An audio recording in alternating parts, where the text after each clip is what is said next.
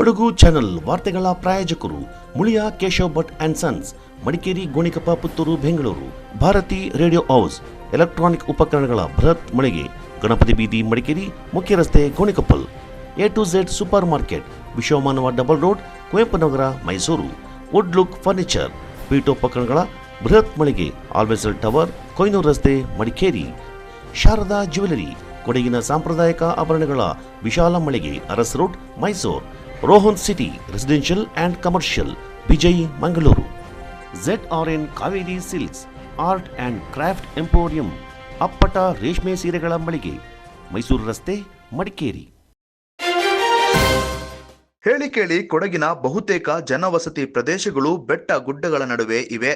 ಮಳೆಗಾಲದಲ್ಲಿ ಇಂತಹ ಪ್ರದೇಶಗಳ ಜನರು ಜೀವವನ್ನ ಕೈಯಲ್ಲೇ ಹಿಡಿದುಕೊಂಡು ಬದುಕಬೇಕಾದ ಅನಿವಾರ್ಯತೆ ಇದೆ. ಅದರಲ್ಲೂ ಮಡಿಕೇರಿ ನಗರದಲ್ಲಿ ಈ ಸಮಸ್ಯೆ ಕಾಮನ್ ಆಗಿದೆ.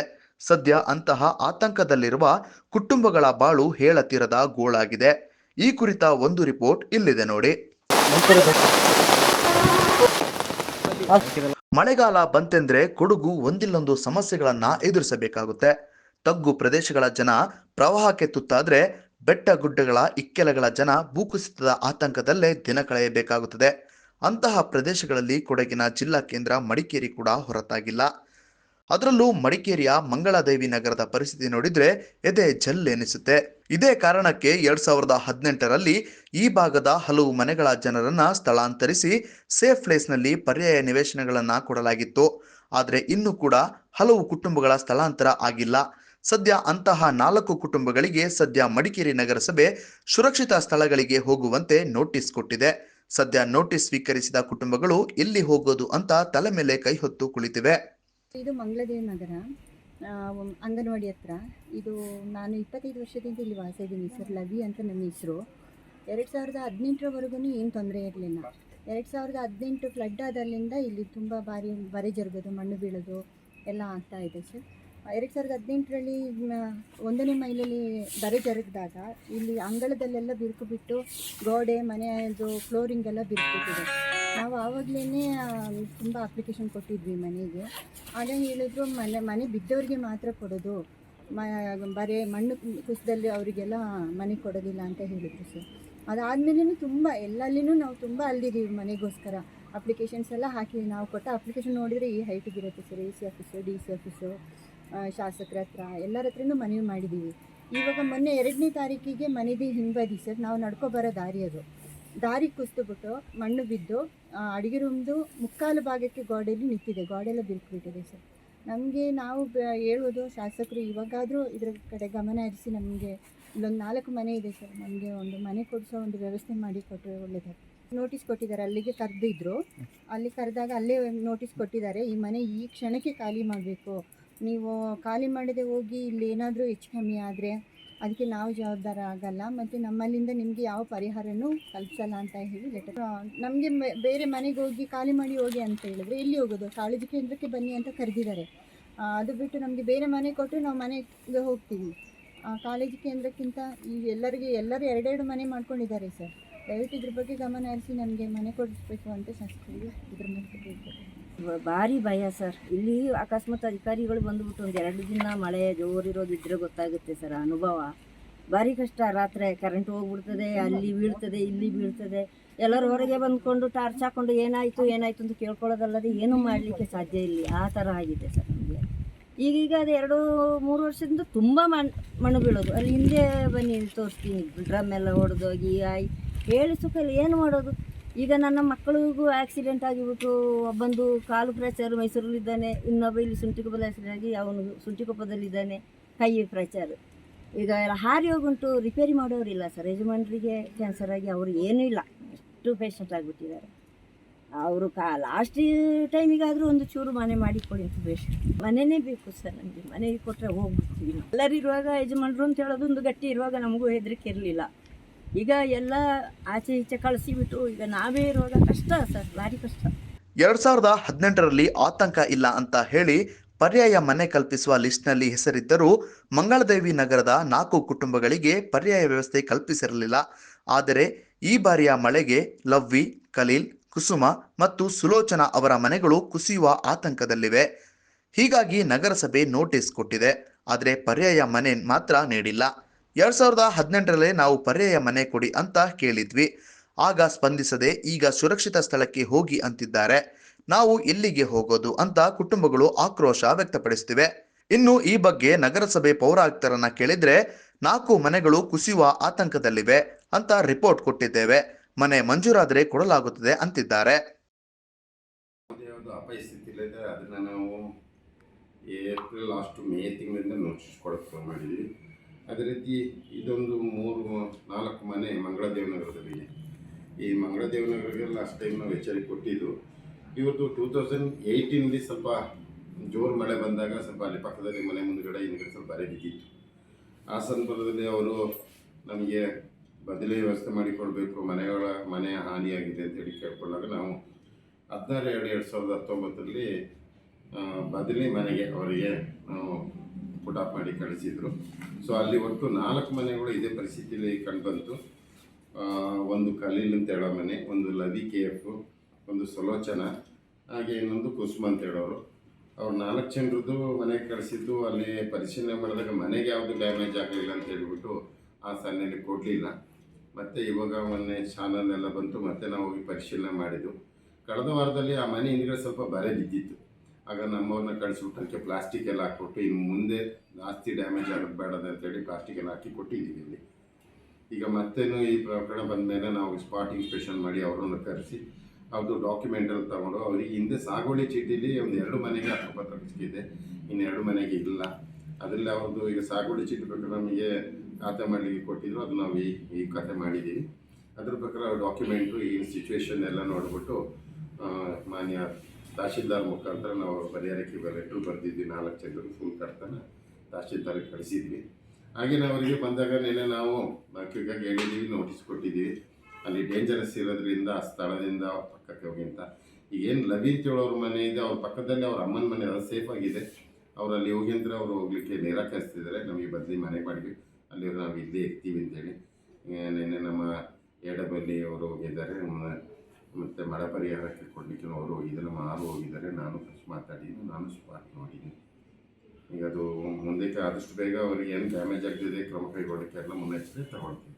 ಒಟ್ಟಿನಲ್ಲಿ ಯುದ್ಧ ಕಾಲದಲ್ಲಿ ಶಸ್ತ್ರಾಭ್ಯಾಸ ಅನ್ನೋ ಹಾಗೆ ಮುಂಜಾಗ್ರತೆಯಾಗಿ ಕುಟುಂಬಗಳನ್ನ ಸ್ಥಳಾಂತರಿಸಿ ಪರ್ಯಾಯ ವ್ಯವಸ್ಥೆ ಕಲ್ಪಿಸೋದ್ರಲ್ಲಿ ವಿಫಲವಾಗಿರುವ ಕೊಡಗು ಜಿಲ್ಲಾಡಳಿತ ಏಕಾಏಕಿ ನೋಟಿಸ್ ಕೊಟ್ಟಿರೋದು 4 ಕುಟುಂಬಗಳ ಆತಂಕಕ್ಕೆ ಕಾರಣವಾಗಿದೆ. ಸದ್ಯ ಆತಂಕದಲ್ಲಿ ದಿನದೊಳಕ್ಕೆ ಆಗ್ತಾ ಇಲ್ಲ. ನಮಗೆ ಸುರಕ್ಷಿತ ಸ್ಥಳಗಳಲ್ಲಿ ಸೂರು ಕೊಡಿ ಅಂತ ಕುಟುಂಬಗಳು ಆಗ್ರಹಿಸುತ್ತಿದ್ದು, ಸರ್ಕಾರ ಮತ್ತು ಜಿಲ್ಲಾಡಳಿತ ಈ ನಿಟ್ಟಿನಲ್ಲಿ ಇವರಿಗೆ ಯಾವ ರೀತಿ ಸ್ಪಂದಿಸುತ್ತೆ ಅನ್ನೋದನ್ನ ಕಾದು ನೋಡಬೇಕಾಗಿದೆ. ಕ್ಯಾಮರಾ ಪರ್ಸನ್ ಚಿತನ್ ಕೌಂಡಿನ್ಯ ಜೊತೆ ಲೋಹಿತ್ ಮಾಗಲುಮನೆ, ಕೊಡಗು ಚಾನಲ್, ಮಡಿಕೇರಿ. ರಾಜ್ಯ ಸರ್ಕಾರ ಅನುಷ್ಠಾನಕ್ಕೆ ತಂದಿರುವ ಮಹತ್ವಾಕಾಂಕ್ಷೆ ಯೋಜನೆಯಾದ ಆಶಾ ಕಿರಣ ದೃಷ್ಟಿ ಕೇಂದ್ರದ ಸೇವೆ ಪ್ರತಿ ಮನೆಗೂ ತಲುಪಬೇಕೆಂದು ಶಾಸಕ ಡಾಕ್ಟರ್ ಮಂತ್ರಗೌಡ ಹೇಳಿದ್ದಾರೆ. ಜಿಲ್ಲಾಡಳಿತ, ಕೊಡಗು ಜಿಲ್ಲಾ ಪಂಚಾಯಿತಿ, ಜಿಲ್ಲಾ ಆರೋಗ್ಯ ಮತ್ತು ಕುಟುಂಬ ಕಲ್ಯಾಣ ಇಲಾಖೆ, ರಾಷ್ಟ್ರೀಯ ಅಂಧತ್ವ ಮತ್ತು ದೃಷ್ಟಿ ಮಾಂದ್ಯತೆ ನಿಯಂತ್ರಣ ಕಾರ್ಯಕ್ರಮ, ತಾಲೂಕು ಆರೋಗ್ಯಾಧಿಕಾರಿಗಳ ಕಚೇರಿ, ಕುಶಾಲನಗರ ಹಾಗೂ ಸಮುದಾಯ ಆರೋಗ್ಯ ಕೇಂದ್ರದ ಸಂಯುಕ್ತಾಶ್ರಯದಲ್ಲಿ ಮಂಗಳವಾರ ಏರ್ಪಡಿಸಿದ್ದ ಆಶಾ ಕಿರಣ ದೃಷ್ಟಿ ಕೇಂದ್ರ ಉದ್ಘಾಟಿಸಿ ಅವರು ಮಾತನಾಡಿದರು.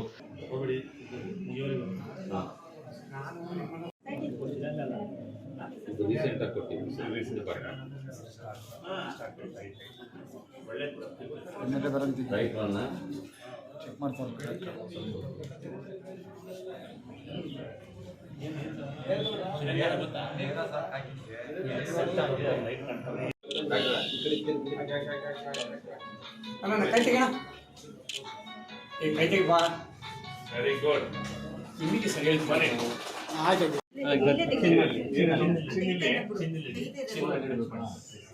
ಫೋರೆಟ್ ಮುಂದೆ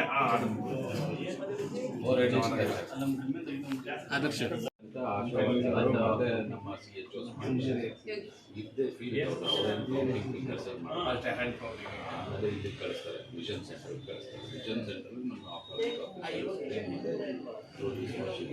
ರಾಜ್ಯದಲ್ಲಿ 1 ಕೋಟಿ ಜನರಿಗೆ ದೃಷ್ಟಿ ಸಮಸ್ಯೆ ಇದೆ. 5 ವರ್ಷದಿಂದ 90 ವರ್ಷದವರೆಗೆ ಕಣ್ಣಿನ ಸಮಸ್ಯೆ ಕಂಡುಬರ್ತಾ ಇದೆ. ಈ ಹಿನ್ನೆಲೆಯಲ್ಲಿ ಅಂಧತ್ವ ಕಡಿಮೆ ಮಾಡಬೇಕು ಎಂಬ ಉದ್ದೇಶದಿಂದ ಆಶಾ ಕಿರಣ ದೃಷ್ಟಿ ಕೇಂದ್ರ ಸ್ಥಾಪಿಸಲಾಗಿದೆ. ಪ್ರತಿ ಮನೆಗೆ ಈ ಸೇವೆ ತಲುಪಿಸಬೇಕು. ಉಚಿತವಾಗಿ ಪರೀಕ್ಷೆ ಮಾಡಿ ಕನ್ನಡಕವೊಂದ ಕೊಡಬೇಕು. ಹೆಚ್ಚಿನ ಚಿಕಿತ್ಸೆ ಅಗತ್ಯತೆ ಕಂಡುಬಂದರೆ ಜಿಲ್ಲಾಸ್ಪತ್ರೆಗೆ ಕಳುಹಿಸಬೇಕೆಂದರು. ಕುಶಾಲನಗರ ಸಮುದಾಯ ಆರೋಗ್ಯ ಕೇಂದ್ರದ ವಿವಿಧ ಕಾಮಗಾರಿಗಳಿಗೆ 82 ಲಕ್ಷ ರೂಪಾಯಿ ಅನುದಾನ ಬಿಡುಗಡೆಯಾಗಿದೆ ಎಂದರು. ಅದಕ್ಕೋಸ್ಕರ ನೀವೇನಿಗೆ ದುಡ್ಡಲ್ಲ ಅಂದ್ರೂ ಆ ಪ್ರೀತಿ ನೀವು ತೋರಿಸ್ತಾ ಇದ್ರೆ ನಾವು ಯಾವಾಗಲೂ ಮರೆಯೋಕ್ಕಾಗಲ್ಲ. ಆ ವಿಚಾರದಲ್ಲಿ ನಮ್ಮ ರಾಜ್ಯದಲ್ಲಿ ಆಲ್ಮೋಸ್ಟ್ 1 ಕೋಟಿ ಜನಕ್ಕೆ ಈ ಕಣ್ಣು ದೃಷ್ಟಿ ಕಾಯಿಲೆಗಳು ತುಂಬಾ ನಿರಂತರವಾಗಿ 5ನೇ ವರ್ಷದ ಮಕ್ಕಳಿಂದ ಇದ್ದು 80-90 ವರ್ಷದ ಹಿರಿಯವ್ರ ಗಂಟ ಬರ್ತಾ ಇದೆ. ಕಾರಣ ಬೇಕಾದಷ್ಟು ಇರ್ತದೆ. ಮೊದಲೇ ರಿಫ್ರಾಕ್ಟಿವ್ ಎರರ್ಸ್ ಇದ್ರೆ ಈ ಲೆನ್ಸ್ ಇಂದ ಸಮಸ್ಯೆ ಇರ್ಬೋದು, ಇಲ್ಲ ಅಂದ್ರೆ ಡಯಾಬಿಟೀಸ್ ಇಂದ ಇರ್ಬೋದು, ಇಲ್ಲ ಅಂದ್ರೆ ಬೇರೆ ಗ್ಲೌಕೋಮಾ, ಬೇರೆ ಕಾಯಿಲೆ. ಈಗ ನಾವಿಲ್ಲಿ ಡಾಕ್ಟರ್ ಭಾಷಣ ಮಾಡಿದ್ರೆ ಎಲ್ಲ ಎದ್ದೋಗ್ಬೋದು. ನೀವು ಮಾತ್ರ ಈ ಸೇವೆನ ಪ್ರತಿ ಮನೆಗೆ ತಲುಪಿಸ್ಬೇಕು.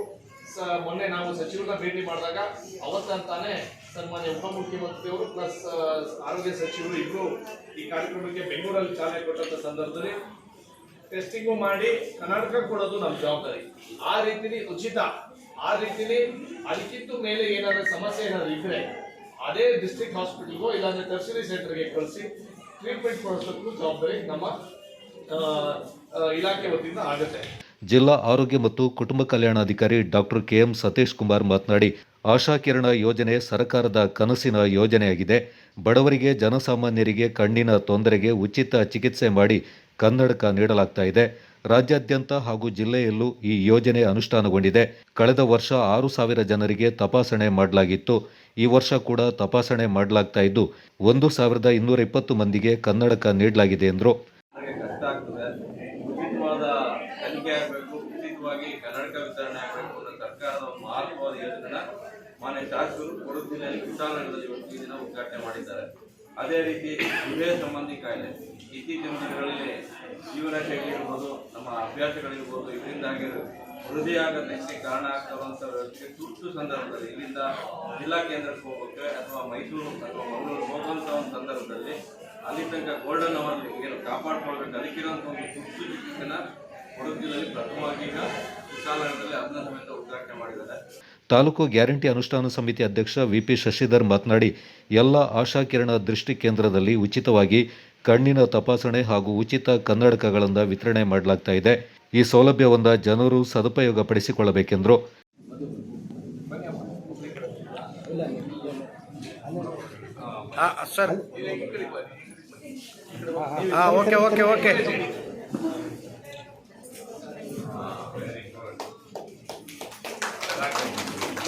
ಸರ್ಕಾರದ ಆಶಯ ಇವತ್ತು ಅಂಧತ್ವ ಮುಕ್ತ ಸಮಾಜವನ್ನು ನಿರ್ಮಾಣ ಮಾಡಬೇಕು. ಅದು ಸವಾಲಿನ ಪ್ರಶ್ನೆ, ಅದು ಸುಲಭ ಅಲ್ಲ. ಅದು ಅನಾನುಷಿಕವಾಗಿ ನಮ್ಮಲ್ಲಿರುವಂಥ ಸಕ್ಕರೆ ಕಾಯಿಲೆ ಇತ್ಯಾದಿಗಳಿಂದ ಅದನ್ನು ನಿವಾರಣೆ ಮಾಡೋದು ಅಷ್ಟು ಸುಲಭದ ಕೆಲಸ ಅಲ್ಲ.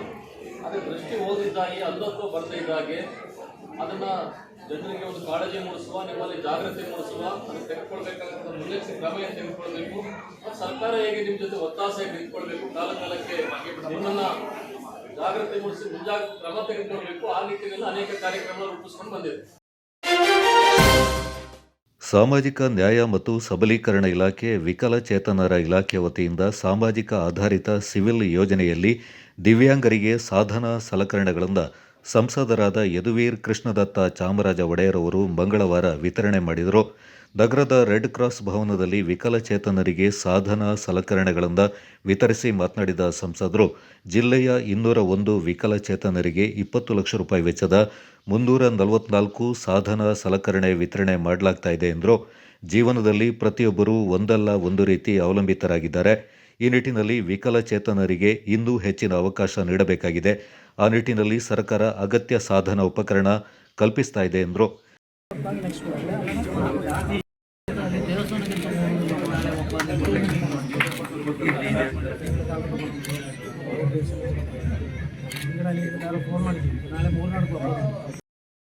ಜೊತೆಗೆ ಸಂಬಂಧಪಟ್ಟಿರುವಂಥದ್ದು ಅವರಿಗೆ ಅನುಕೂಲವಾಗಿ ಒಂದು ಒಳ್ಳೆ ಜೀವನವನ್ನು ಬದುಕಲಿಕ್ಕೆ ಕೆಲವು ಯಂತ್ರಗಳು, ಕೆಲವು ಏಡ್ಗಳು, ಕೆಲವು ಡಿವೈಸ್ಗಳು ಕೊಡೋ ದೃಷ್ಟಿಯಲ್ಲಿ 1981ರಲ್ಲಿ ಪ್ರಾರಂಭ ಆಯಿತು. ನಂತರ ಪ್ರತಿ ವರ್ಷವೂ ಸಹ ಅಸೆಸ್ಮೆಂಟ್ ಮಾಡಿ ಅಲಿಂಕೋ ಏನು ಸಂಸ್ಥೆ ಇದೆ, ಭಾರತೀಯ ಒಂದು ಸಂಸ್ಥೆ ಅದು, ಅದರ ಮೂಲಕ ಅನೇಕರಿಗೆ ಇಂಥ ಒಂದು ಒಳ್ಳೆ ಯಂತ್ರಗಳು ನೀಡ್ತಾ ಬಂದಿದೆ. ಎಲ್ಲರಿಗೂ ಕೂಡ ತಮ್ಮ ಜೀವನದಲ್ಲಿ ಸಹಾಯ ಬೇಕಾಗುತ್ತೆ. ಸಾಮಾನ್ಯರಿಗೂ ಕೂಡ ಯಾವುದೇ ಒಂದು ಸಹಾಯ ಇಲ್ಲದೇನೆ ನಮಗೂ ಕೂಡ ಬದುಕೋದಕ್ಕೆ ಭಾಳ ಕಷ್ಟ. ವಿಶೇಷ ಚೇತನರಿಗೆ ನಮಗಿಂತ ಇನ್ನೊಂದು ಸ್ವಲ್ಪ ಸಹಾಯ ಬೇಕಾಗಿದೆ. ಅದು ಭಾಳ ಸ್ಪಷ್ಟವಾಗಿ ಎಲ್ಲರಿಗೂ ಗೊತ್ತಿರ್ತಕ್ಕಂಥದ್ದು. ಮತ್ತು ಇವತ್ತು ತಾವು ಅಲಿಮ್ಕೋ ಮೂಲಕ ಮತ್ತು ಈ ಅಡೆಪ್ ಸ್ಕೀಮ್ ಮೂಲಕ ಕೇಂದ್ರ ಸರ್ಕಾರದ ಮೂಲಕ ಇವತ್ತು ನಿಮಗೆ ಲಭ್ಯವಿರ್ತಕ್ಕಂಥ ಎಲ್ಲ ಈ ಯಂತ್ರಗಳ ಮೂಲಕ ನಿಮಗೂ ಕೂಡ ಸಾಮಾನ್ಯರಂತೆ ಸಮಾಜಕ್ಕೆ ಒಂದು ಕೊಡುಗೆ ಕೊಡುವಂಥ ದೃಷ್ಟಿಯಲ್ಲಿ ನೀವು ಕೂಡ ತಮ್ಮದೇ ಆದಂಥ ಒಂದು ಪರಿಶ್ರಮ ಕೊಡೋ ದೃಷ್ಟಿಯಲ್ಲಿ ಒಂದು ಒಳ್ಳೆ ಕೆಲಸ ಮಾಡೋದಕ್ಕೆ ಒಂದು ಸಿದ್ಧರಾಗಿದ್ದೀರಾ ಅಂತ ನಾನು ಭಾವಿಸ್ತೀನಿ. ಮಾಜಿ ಸ್ಪೀಕರ್ ಕೆಜಿ ಬೋಪಯ್ಯ ಮಾತನಾಡಿ, ವಿಕಲಚೇತನರಿಗಾಗಿ ಕೇಂದ್ರ ಸರ್ಕಾರ ಅನೇಕ ಯೋಜನೆಗಳನ್ನು ಜಾರಿಗೊಳಿಸಿದೆ. ಆ ನಿಟ್ಟಿನಲ್ಲಿ ಸ್ವಾಭಿಮಾನಿ ಮತ್ತು ಸ್ವಾವಲಂಬಿ ಬದುಕು ನಡೆಸಲು ಹಲವು ಕಾರ್ಯಕ್ರಮ ಜಾರಿಗೊಳಿಸಿದೆ ಎಂದರು. ಜಿಲ್ಲಾ ವಿಕಲಚೇತನರ ಸಂಘದ ಅಧ್ಯಕ್ಷರಾದ ಮಹೇಶ್ವರ, ನಗರಸಭೆ ಉಪಾಧ್ಯಕ್ಷರಾದ ಮಹೇಶ್ ಜೇನಿ, ಕಾಫಿ ಬೆಳೆಗಾರರ ಸಂಘದ ಅಧ್ಯಕ್ಷರಾದ ನಾಪಂಡ ರವಿ ಕಾಳಪ್ಪ, ಮಹಿಳಾ ಮತ್ತು ಮಕ್ಕಳ ಅಭಿವೃದ್ಧಿ ಇಲಾಖೆಯ ಕಾರ್ಯಕ್ರಮ ನಿರೂಪಣಾಧಿಕಾರಿ Prasanna Kumar, Swami Vivekananda youth ಮೂವ್ಮೆಂಟ್ನ ಅಂಕಾಚಾರಿ, red cross ಸಂಸ್ಥೆಯ ಸಹ ಕಾರ್ಯದರ್ಶಿ ಮಧುಕರ್ ಮತ್ತಿತರ ಪ್ರಮುಖರು ಈ ಸಂದರ್ಭ ಪಾಲ್ಗೊಂಡಿದ್ದರು. ಕುಶಾಲನಗರ ಪಟ್ಟಣದಲ್ಲಿಂದ ರಾಜಕಾಲುವೆಗಳ ಒತ್ತುವರಿ ಕುರಿತು ಸರ್ವೆ ಕಾರ್ಯ ಮಾಡಿಸಿ ಕೂಡಲೇ ಒತ್ತುವರಿ ತೆರವುಗೊಳಿಸಲು ಕ್ರಮ ಕೈಗೊಳ್ಳಬೇಕೆಂದು ಶಾಸಕ ಡಾಕ್ಟರ್ ಮಂತ್ರಗೌಡ ಸೂಚನೆ ನೀಡಿದ್ದಾರೆ. ಕುಶಾಲನಗರದ ನೂತನ ಪುರಸಭೆ ಕಚೇರಿ ಸಭಾಂಗಣದಲ್ಲಿ ಅಧ್ಯಕ್ಷೆ ಜಯಲಕ್ಷ್ಮಿ ಚಂದ್ರು ಅಧ್ಯಕ್ಷತೆಯಲ್ಲಿ ಮುಂದುವರಿದ ಸಾಮಾನ್ಯ ಸಭೆ ಮಂಗಳವಾರ ನಡೆಯಿತು. ಸದಸ್ಯ ಕಲೀಮುಲ್ಲಾ ಖಾನ್ ಮಾತನಾಡಿ, ಸಾಯಿ ಬಡಾವಣೆಗೆ ತೆರಳುವ ವಿಶಾಲ್ ಮಾರ್ಟ್ ಬಳಿ ರಾಜಕಾಲುವೆಯಿಂದ ಒತ್ತುವರಿ ಮಾಡಿಕೊಂಡು ಖಾಸಗಿ ಬಡಾವಣೆ ನಿರ್ಮಾಣ ಮಾಡ್ತಾ ಇದೆ ಎಂದು ಆರೋಪಿಸಿದರು. ಪುರಸಭೆ ವ್ಯಾಪ್ತಿಯಲ್ಲಿ ಸರ್ವೆ ಕಾರ್ಯ ಕೈಗೊಂಡು ರಾಜಕಾಲುವೆಗಳ ಒತ್ತುವರಿ ತೆರವುಗೊಳಿಸಲು ಕ್ರಮ ಕೈಗೊಳ್ಳಬೇಕೆಂದು ಮುಖ್ಯಾಧಿಕಾರಿ ಗಿರೀಶ್ ಅವರಿಗೆ ಶಾಸಕರು ನಿರ್ದೇಶನ ನೀಡಿದರು. ಶಾಸಕ ಅವರ ಉಪಸ್ಥಿತಿಯಲ್ಲಿ ನಡೆದ ಸಭೆಯಲ್ಲೂ ಒಳಚರಂಡಿ ಚರ್ಚೆ ಮುನ್ನೆಲೆಗೆ ಬಂತು. ಕಾಮಗಾರಿಯ ಲೋಪದೋಷ ಬಗ್ಗೆ ಸದಸ್ಯರು ತೀವ್ರ ಅಸಮಾಧಾನ ವ್ಯಕ್ತಪಡಿಸಿದರು. ಯುಜಿಡಿ ಕಾಮಗಾರಿ ವಸ್ತುಸ್ಥಿತಿ ಏನು, ಯಾವಾಗ ನೀವು ಪೂರ್ಣಗೊಳಿಸುತ್ತೀರಿ ಅಂತ ಶಾಸಕರು ಜಲಮಂಡಳಿ ಕಾರ್ಯಪಾಲಕ ಇಂಜಿನಿಯರ್ ಉಮೇಶ್ ಕುಮಾರ್ ಹಾಗೂ ಸಹಾಯಕ ಕಾರ್ಯಪಾಲಕ ಇಂಜಿನಿಯರ್ ಪ್ರಸನ್ನ ಕುಮಾರ್ ಅವರನ್ನ ಪ್ರಶ್ನೆ ಮಾಡಿದಾಗ, ಈಗಾಗಲೇ ಬಹುತೇಕ ಕಾಮಗಾರಿ ಮುಗಿದಿದೆ, ಮನೆಗಳಿಗೆ ಸಂಪರ್ಕ ಮತ್ತು ನಿರ್ವಹಣೆ ಮಾಡಬೇಕಾಗಿದೆ. ಇದಕ್ಕಾಗಿ 3 ತಿಂಗಳಿಗೆ 12 ಲಕ್ಷ ರೂಪಾಯಿ ಹಣವನ್ನು ಪುರಸಭೆ ಒದಗಿಸಿಕೊಡಬೇಕೆಂದರು. ಇನ್ನೂ ಕಾಮಗಾರಿಯೇ ಮುಗ್ದಿಲ್ಲ ಅಂದಮೇಲೆ ನಿರ್ವಹಣೆ ಬಗ್ಗೆ ಯಾಕೆ ಮಾತನಾಡ್ತೀರಿ? ಮೊದಲು ಒಳಚರಂಡಿ ಯೋಜನೆಗೆ ಚಾಲನೆ ನೀಡಿ ಸದಸ್ಯರಿಂದ ದಾರಿ ತಪ್ಪಿಸುವ ಕೆಲಸ ಮಾಡಬೇಡಿ ಎಂದು ಎಚ್ಚರಿಕೆ ನೀಡಿದರು.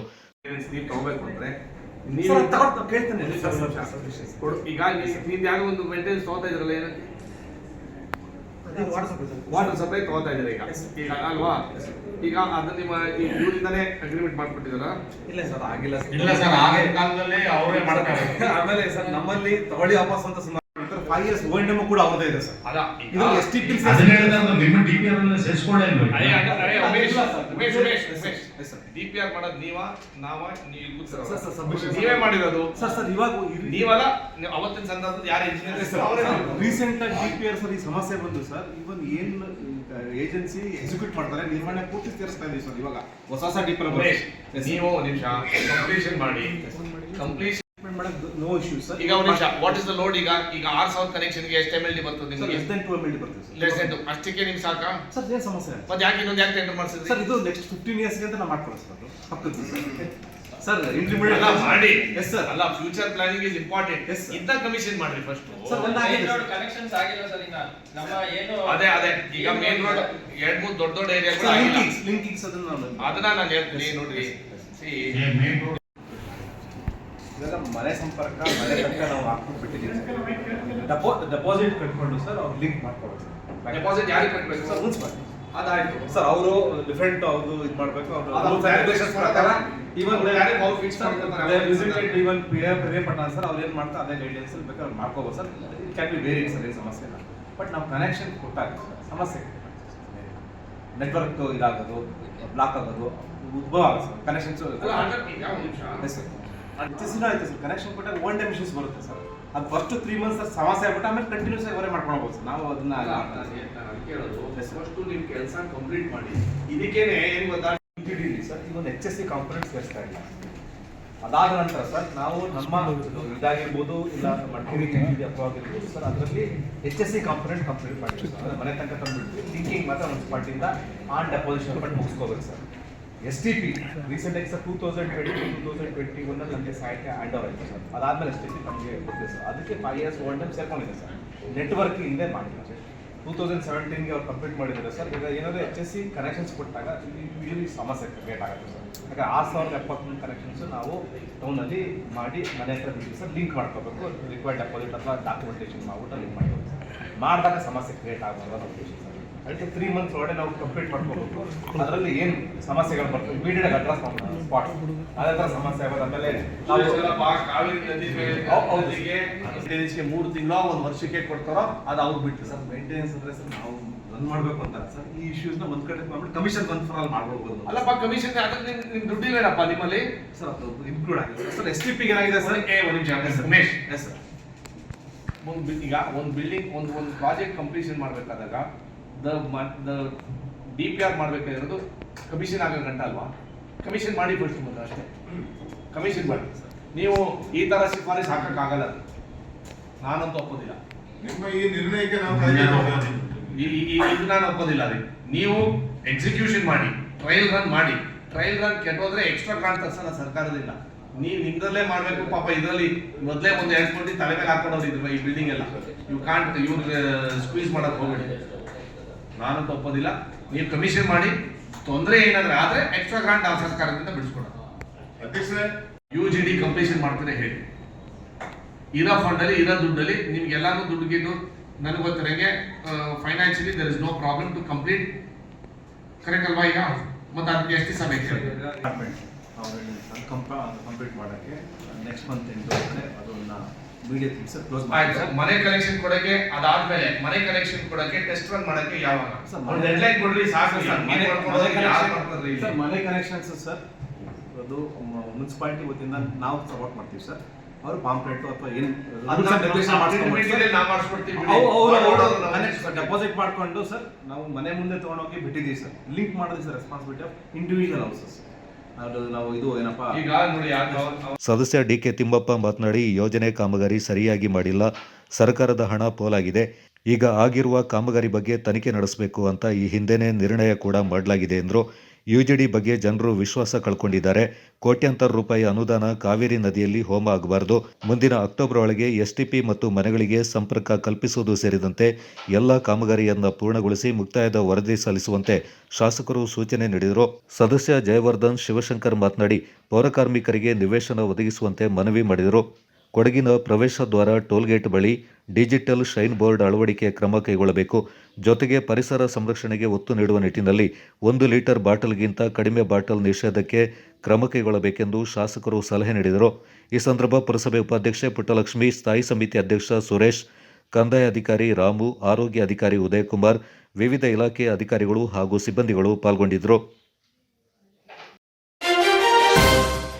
ಮಡಿಕೇರಿ ತಾಲೂಕಿನ ಮೇಕೇರಿ ಗ್ರಾಮ ಪಂಚಾಯಿತಿ ವ್ಯಾಪ್ತಿಯ ಮೇಕೇರಿ ಬಿಳಿಗೇರಿಯಿಂದ ತೋರಮಣ ಲಿಂಕ್ ರಸ್ತೆ ಹಾಗೂ ಬಿಳಿಗೇರಿ ಶಾದಿಯಾಲ್ ರಸ್ತೆಗೆ 20 ಲಕ್ಷ ರೂಪಾಯಿ ಅಭಿವೃದ್ಧಿ ಕಾಮಗಾರಿಗೆ ಮುಖ್ಯಮಂತ್ರಿ ಅವರ ಕಾನೂನು ಸಲಹೆಗಾರರು ಹಾಗೂ ವಿರಾಜಪೇಟೆ ಶಾಸಕರಾದ AS ಪೊನ್ನಣ್ಣ ಅವರು ಚಾಲನೆ ನೀಡಿದರು.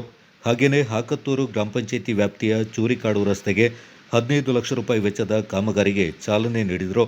ಗ್ಯಾರಂಟಿ ಯೋಜನೆ ಅನುಷ್ಠಾನ ಸಮಿತಿ ಜಿಲ್ಲಾಧ್ಯಕ್ಷ ಧರ್ಮಜ ಉತ್ತಪ್ಪ ಮತ್ತಿತರ ಪ್ರಮುಖರು ಈ ಸಂದರ್ಭ ಪಾಲ್ಗೊಂಡಿದ್ದರು.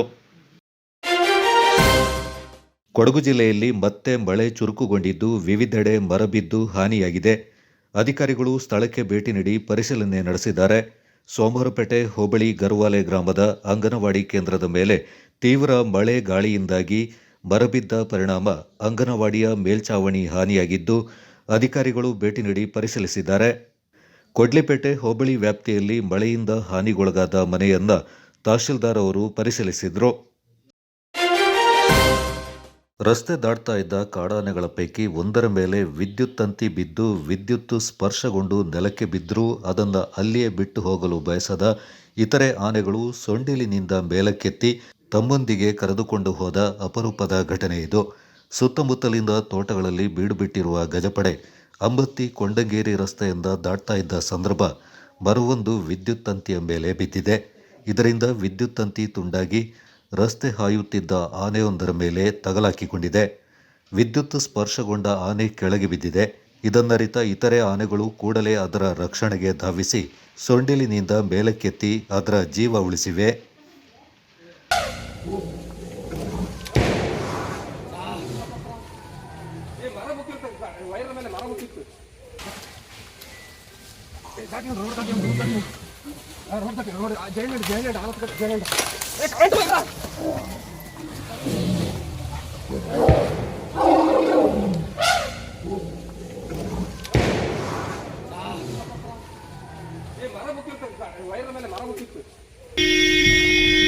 ಇಲ್ಲಿ ಬಂದಿರ್ತ ಬಾಯ, ಇಲ್ಲಿ ಬಂದಿರ್ತ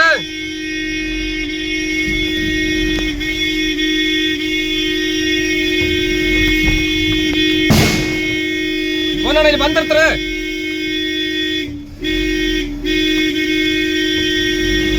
ಬಾರ ರೈಟ್ ಬಂದ್ರ ಬಾರ ಬೇರೆ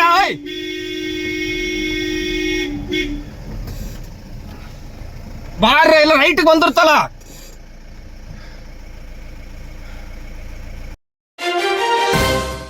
ವಿರಾಜಪೇಟೆಯ ಹಳೆಯ ಶಾಂತ ಚಿತ್ರಮಂದಿರದ ಬಳಿ ನೂತನ ಶುದ್ಧ ಕುಡಿಯುವ ನೀರಿನ ಘಟಕ ಸ್ಥಾಪನೆಗೆ ಶಾಸಕರಾದ ಎಎಸ್ ಪೊನ್ನಣ್ಣ ಅವರು ಗುದ್ದಲಿ ಪೂಜೆಯಿಂದ ನೆರವೇರಿಸಿದರು. ಪಟ್ಟಣದ 1ನೇ ವಾರ್ಡ್ನಲ್ಲಿ ಶಾಸಕರ ಅನುದಾನದಲ್ಲಿ ವಾರ್ಡ್ನ ಸದಸ್ಯರು ಹಾಗೂ ಪುರಸಭೆ ಉಪಾಧ್ಯಕ್ಷರಾದ ಫಸಿಯಾ ತಬಸ್ಸುಮ್ ಅವರ ಕೋರಿಕೆ ಮೇರೆಗೆ ಚರ್ಚ್ ರಸ್ತೆಯ ವೃತ್ತದಲ್ಲಿ ಸುಮಾರು 10 ಲಕ್ಷ ರೂಪಾಯಿ ವೆಚ್ಚದಲ್ಲಿ ನೂತನ ಕುಡಿಯುವ ನೀರಿನ ಘಟಕ ಸ್ಥಾಪನೆಗೆ ಶಾಸಕರು ಮತ್ತು ಮುಖ್ಯಮಂತ್ರಿಗಳ ಕಾನೂನು ಸಲಹೆಗಾರರಾದ ಎಎಸ್ ಪೊನ್ನಣ್ಣ ಅವರು ಗುದ್ದಲಿ ಪೂಜೆಯನ್ನು ನೆರವೇರಿಸಿದರು.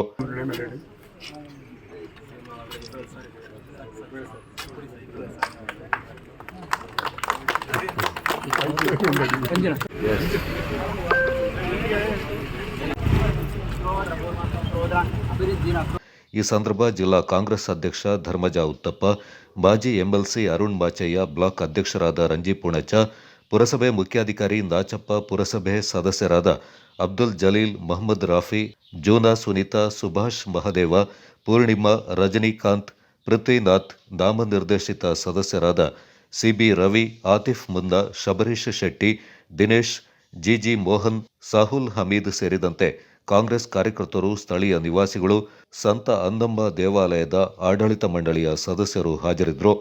ಶಾಸಕ ಎಎಸ್ ಪೊನ್ನಣ್ಣ ಅವರು ಮಾತನಾಡಿ, ಘಟಕದ ಕಾಮಗಾರಿ ಶೀಘ್ರವೇ ನಡೆದು ಸಾರ್ವಜನಿಕರ ಉಪಯೋಗಕ್ಕೆ ಸಿಗಲಿದೆ. ಇಲ್ಲಿನ ಜನರಿಗೆ ಇದರ ಉಪಯೋಗವಾಗಲಿದೆ ಎಂದರು. ವಾರ್ಡ್ ನಂಬರ್ 1 ಇವತ್ತಿನ ಪುರಸಭೆಯ ಉಪಾಧ್ಯಕ್ಷರಾಗಿರುವಂಥ ಪ್ರಜ್ಞಾ ಅವರು ಪ್ರತಿನಿಧಿಸ್ತಾ ಇರುವಂಥ ಒಂದು ವಾರ್ಡ್ನಲ್ಲಿ ಕುಡಿಯುವ ನೀರಿನ ಘಟಕ ಅಂದರೆ ಈಗಾಗಲೇ ಚಿಕ್ಕಪೇಟೆಯಲ್ಲಿ ನಾವು ನೋಡಿದ್ವಿ. ಅದೇ ರೀತಿ ಇಲ್ಲಿ ಇನ್ನೊಂದು ಘಟಕವನ್ನು ಇಲ್ಲಿಯ ಸ್ಥಳೀಯರಿಗೆ ಕುಡಿಯುವ ನೀರಿನ ವ್ಯವಸ್ಥೆ ಮಾಡಲಿಕ್ಕೋಸ್ಕರ ಇವತ್ತು ಕಾರ್ಯಕ್ರಮವನ್ನು ಪ್ರಾರಂಭಿಸಿದ್ದೇವೆ. ಇದು ಶಾಸಕರ ಬರುವಂಥ MLA ಲ್ಯಾಂಡ್ ಅನುದಾನದ ಅಡಿಯಲ್ಲಿ ಈ ಕಾಮಗಾರಿ ನಡೆಯಲಿದೆ. ಅದಕ್ಕೆ ಇವತ್ತು ನಾವೆಲ್ಲ ಕೂಡ ಆದಷ್ಟು ಶೀಘ್ರವಾಗಿ ಗುಣಮಟ್ಟವಾಗಿ ಕಾಮಗಾರಿ ಪೂರ್ಣಗೊಂಡು ದೇವರ ಅನುಗ್ರಹವನ್ನು ಕೂಡ ಆದಷ್ಟು ಬೇಗ ಈ ಕಾಮಗಾರಿ ಆಗುತ್ತೆ. ಒಳ್ಳೆಯ ಶುದ್ಧ ಕುಡಿಯುವ ನೀರನ್ನು ಈ ದೇಶದ ನಾಗರಿಕರಿಗೆ ಲಭ್ಯ ಆಗುವಂತೆ ಈ ಕಾಮಗಾರಿ ಮುಕ್ತಾಯಗೊಂಡಿದೆ. ಎಸ್ವೈಎಸ್ ಕೊಡಗು ಜಿಲ್ಲಾ ಸಾಂತ್ವನ ವಿಭಾಗ, ಕೊಡಗು ವೈದ್ಯಕೀಯ ಜ್ಞಾನಗಳ ಸಂಸ್ಥೆ, ಮಡಿಕೇರಿ ಇವರ ಸಹಯೋಗದಲ್ಲಿ ಕೆಎಂಜೆ ಎಸ್ವೈಎಸ್ ಎಸ್ಎಸ್ಎಫ್ ಪಡಿಯಾಣಿ ಶಾಖೆಯ ವತಿಯಿಂದ ಆಯೋಜಿಸಲಾದ ರಕ್ತದಾನ ಶಿಬಿರ ಯಶಸ್ವಿಯಾಗಿ ನಡೆಯಿತು. ಪಡಿಯಾಣಿ ಸುನ್ನಿ ಸೆಂಟರ್ ಸಭಾಂಗಣದಲ್ಲಿ ಎಸ್ವೈಎಸ್ ರಾಜ್ಯ ಉಪಾಧ್ಯಕ್ಷ ಸೈಯದ್ ಇಲ್ಯಾಸ್ ಅಲ್ ಐದ್ರೂಸಿ ತಂಗಳ್ ಅಧ್ಯಕ್ಷತೆಯಲ್ಲಿ ನಡೆದ ಕಾರ್ಯಕ್ರಮವನ್ನು ಎಸ್ವೈಎಸ್ ಜಿಲ್ಲಾಧ್ಯಕ್ಷರಾದ ಮುನೀರ್ ಮಹಲರಿ ಉದ್ಘಾಟಿಸಿ ರಕ್ತದಾನದ ಮಹತ್ವ, ರಕ್ತದಾನ ಮಾಡೋದರಿಂದ ಮನುಷ್ಯನ ದೇಹದಲ್ಲಿ ಉಂಟಾಗುವ ಪ್ರಯೋಜನಗಳ ಬಗ್ಗೆ ಮಾಹಿತಿಯನ್ನು ನೀಡಿದರು. ಕಾರ್ಯಕ್ರಮದಲ್ಲಿ ಎಂಬೆಂಬಾಡು ಗ್ರಾಮ ಪಂಚಾಯಿತಿ ಸದಸ್ಯ ಚಕ್ಕೇರ ಇಸ್ಮಾಯಿಲ್, പടിയാണി ജമാഅത്ത് അധ്യക്ഷ ഇബ്രാഹിം മുസ്ലിയാർ ശുഭ ഹാരൈസി മാതനാടിದರು. വിശദമായി സംസാരിക്കേണ്ട ആവശ്യമൊന്നുമില്ല. മുനീർ ഉസ്താദ് അടക്കം സ്വാഗത പ്രസംഗമടക്കം രക്തം ദാനം ചെയ്താലുള്ള ഗുണങ്ങൾ അതിനെപ്പറ്റിയെല്ലാം സംസാരിച്ചു. ഇനി കൂടുതലായിട്ടൊന്നും പറയേണ്ടതില്ല.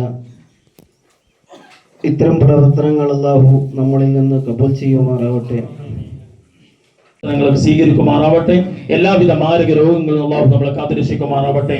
നമുക്കറിയാം SSFിന്റെയും SYSന്റെയും ആഭിമുഖ്യത്തിൽ ഈ കർണാടക സ്റ്റേറ്റിൽ 353ാമത്തെ രക്തദാന ക്യാമ്പാണ് നടക്കുന്നത്. ഇത്രയും വലിയ ഒരു സംരംഭത്തിന് സുന്നി പ്രസ്ഥാനം നേതൃത്വം കൊടുത്തിട്ടുണ്ട്. അള്ളാഹു എല്ലാം കബൂൽ ചെയ്യുമാറാവട്ടെ. ഇനിയും ഒരുപാട് നടത്തിക്കൊണ്ടിരിക്കുകയാണ്. നമുക്കറിയാം ഇത്തരത്തിലുള്ള ഒരുപാട് നല്ല നല്ല പ്രവർത്തനങ്ങൾ SVS ചെയ്തുകൊണ്ടിരിക്കുന്ന സ്വാന്തന പ്രവർത്തനങ്ങൾ ഏതെല്ലാം മൂലകൾ പരിശോധിച്ചാലും ഇനി വരുന്ന ആഗസ്റ്റ് 15 ഇങ്ങനെ അടങ്ങിയ ഒരുപാട് സംരംഭങ്ങൾ നമ്മുടെ മുമ്പിലുണ്ട്. അതൊക്കെ വിജയിപ്പിക്കണം, വിജയിച്ച് കിട്ടേണ്ടതുണ്ട്. നിങ്ങൾ എല്ലാവരും പ്രാർത്ഥിക്കണമെന്ന് ഓർമ്മപ്പെടുത്തി ബിസ്മില്ലാഹിർ റഹ്മാനിർ റഹീം എന്ന വാക്യത്തോടുകൂടെ ഈ യോഗം ഉദ്ഘാടനം ചെയ്ത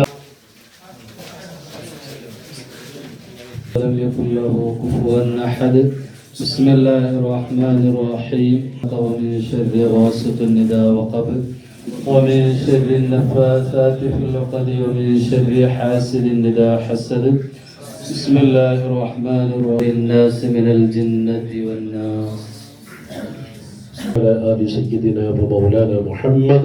اللهم إنا نسألك بحق الفاتحة المعلمة والسبع المثاني باب النار. ربنا تقبل منا إنك أنت السميع العليم وتب علينا إنك أنت التواب. ಹೆಪ್ಪುಗಟ್ಟುವಿಕೆ, ರಕ್ತದ ಕಡಿಮೆ, ರಕ್ತ ಇಲ್ಲದೆ ಇರುವುದು ಇದೆಲ್ಲವೂ ಕಾರಣವಾಗುತ್ತೆ. ಮನುಷ್ಯನ ಜೀವನವು ಸ್ಥಿರತೆಯಿಂದ ಕೂಡಿ ಇರಬೇಕಾದ್ರೆ ಅದಕ್ಕೆ ರಕ್ತ ಎಂಬುದು ಕೂಡ ಒಂದು ಅಮೂಲ್ಯವಾದಂತ ಒಂದು ವಸ್ತು. ഏകദേശം 3 സെക്കൻഡിൽ ഒരാൾ രക്തം കിട്ടാതെ മരണപ്പെട്ടുകൊണ്ടിരിക്കുന്നു എന്നാണ് പറയുന്നത്. അപ്പോൾ അത്യന്താപേക്ഷിതമാണ് രക്തം എന്നുള്ളത്. ആ ഒരു മനുഷ്യനെ സംബന്ധിച്ചിടത്തോളം, ഏതൊരു മനുഷ്യനെ സംബന്ധിച്ചിടത്തോളം ഏകദേശം 18 വയസ്സ് കഴിഞ്ഞ് 65 വയസ്സ് വരെ ഉള്ളവർക്കൊക്കെ രക്തം ദാനം ചെയ്യാവുന്നതാണ്. ಏಕದೇಶ 45 ಕಿಲೋ. ಶಿಬಿರದಲ್ಲಿ ಒಟ್ಟು 50 ದಾನಿಗಳು ರಕ್ತದಾನವನ್ನು ಮಾಡಿದರು. ಈ ಸಂದರ್ಭ ಎಂಬೆಂಬಾಡು ಮುಸ್ಲಿಂ ಜಮಾತ್ ಅಧ್ಯಕ್ಷ ಅಬೂಬಕ್ಕರ್ ಸಕಾಫಿ, ಕೂರ್ಗು ಜಮಿಯತ್ತುಲ್ ಉಲಮಾ ಕೋಶಾಧಿಕಾರಿ ಹುಸೈನ್ ಸಕಾಫಿ, ಶಾದುಲಿ ಹಾಜಿ, ಶಿಹಾಬ್ ಅಶ್ರಫ್ ಸಕಾಫಿ, ಮೊಯಿದ್ದೀನ್, ಮಡಿಕೇರಿ ವೈದ್ಯಕೀಯ ಜ್ಞಾನಗಳ ಸಂಸ್ಥೆಯ ರಕ್ತನಿಧಿ ಕೇಂದ್ರದ ವೈದ್ಯರು, ಸಿಬ್ಬಂದಿಗಳು ಮತ್ತಿತರರು ಹಾಜರಿದ್ದರು. Kodagu channel news, Zakariya ನಾಪಕ್ಲೋ. ಕೇರಳ ರಾಜ್ಯ ಕನ್ನಡ ಚುಟುಕು ಸಾಹಿತ್ಯ ಪರಿಷತ್ನ ಕೊಡಗು ಜಿಲ್ಲಾ ಘಟಕ ಮತ್ತು ಕನ್ನಡ ಭವನದ ಕೊಡಗು ಜಿಲ್ಲಾ ಘಟಕದ ಸಂಯುಕ್ತಾಶ್ರಯದಲ್ಲಿ ಕೊಡಗು ಜಿಲ್ಲಾ ಚುಟುಕು ಕಾವ್ಯಶ್ರೀ ಪ್ರಶಸ್ತಿ, ಕನ್ನಡ ಭವನ ಕಾಸರಗೋಡಿನ ಪ್ರತಿಷ್ಠಿತ ಅಂತಾರಾಜ್ಯ ಪ್ರಶಸ್ತಿಯಾದ ಕನ್ನಡ ಪಯಸ್ವಿನಿ ಪ್ರಶಸ್ತಿ ಪ್ರದಾನ, ಪುಸ್ತಕ ಬಿಡುಗಡೆ ಮತ್ತು ಕೊಡಗು ಮಳೆಗಾಲ ಕವಿಗೋಷ್ಠಿ ಕಾರ್ಯಕ್ರಮ ಅರ್ಥಪೂರ್ಣವಾಗಿ ನಡೆಯಿತು.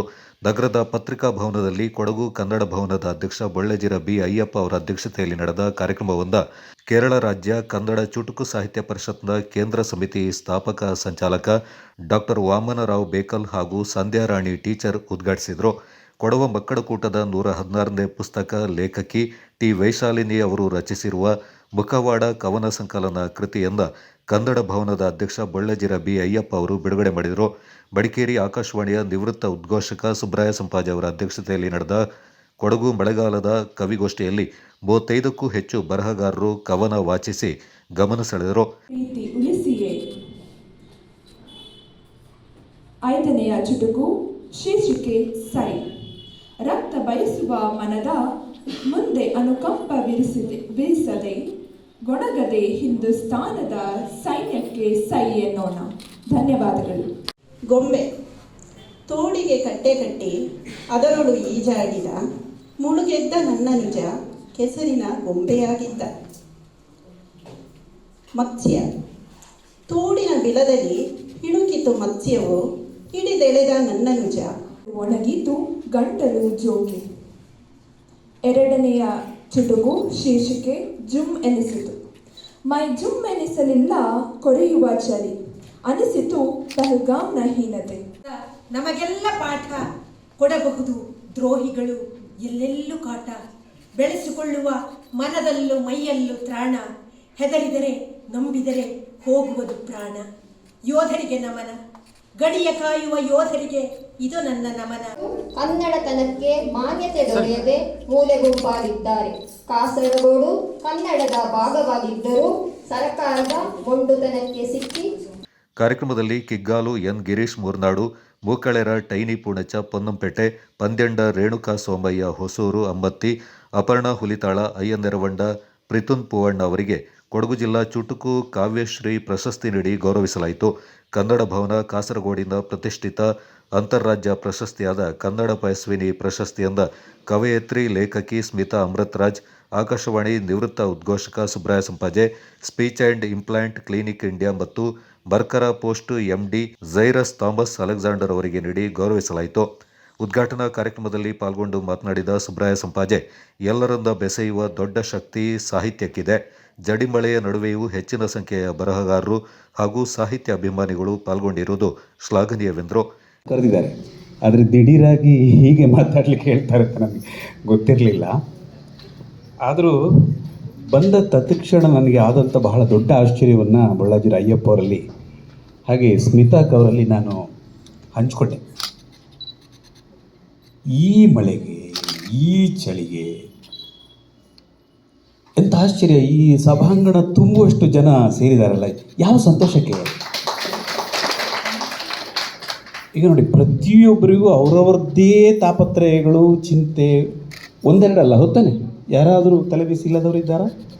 ನನ್ನಷ್ಟು ಸುಖಿ ಈ ಭೂಮಿಯಲ್ಲಿ ಯಾರೂ ಇಲ್ಲ ಅಂತ ಹೇಳೋರು ಪ್ರಾಯ ಯಾರೂ ಇರಲಾರು. ಆದರೂ ಕೂಡ ನಮ್ಮೆಲ್ಲರನ್ನ ಬೆಸೆಯುವಂಥ ಒಂದು ಶಕ್ತಿ, ಬೆಸದ ಶಕ್ತಿ ಇದೆಯಲ್ಲ ಸಾಹಿತ್ಯ, ಭಾಳ ದೊಡ್ಡದು. ಅದರಲ್ಲೂ ಕೂಡ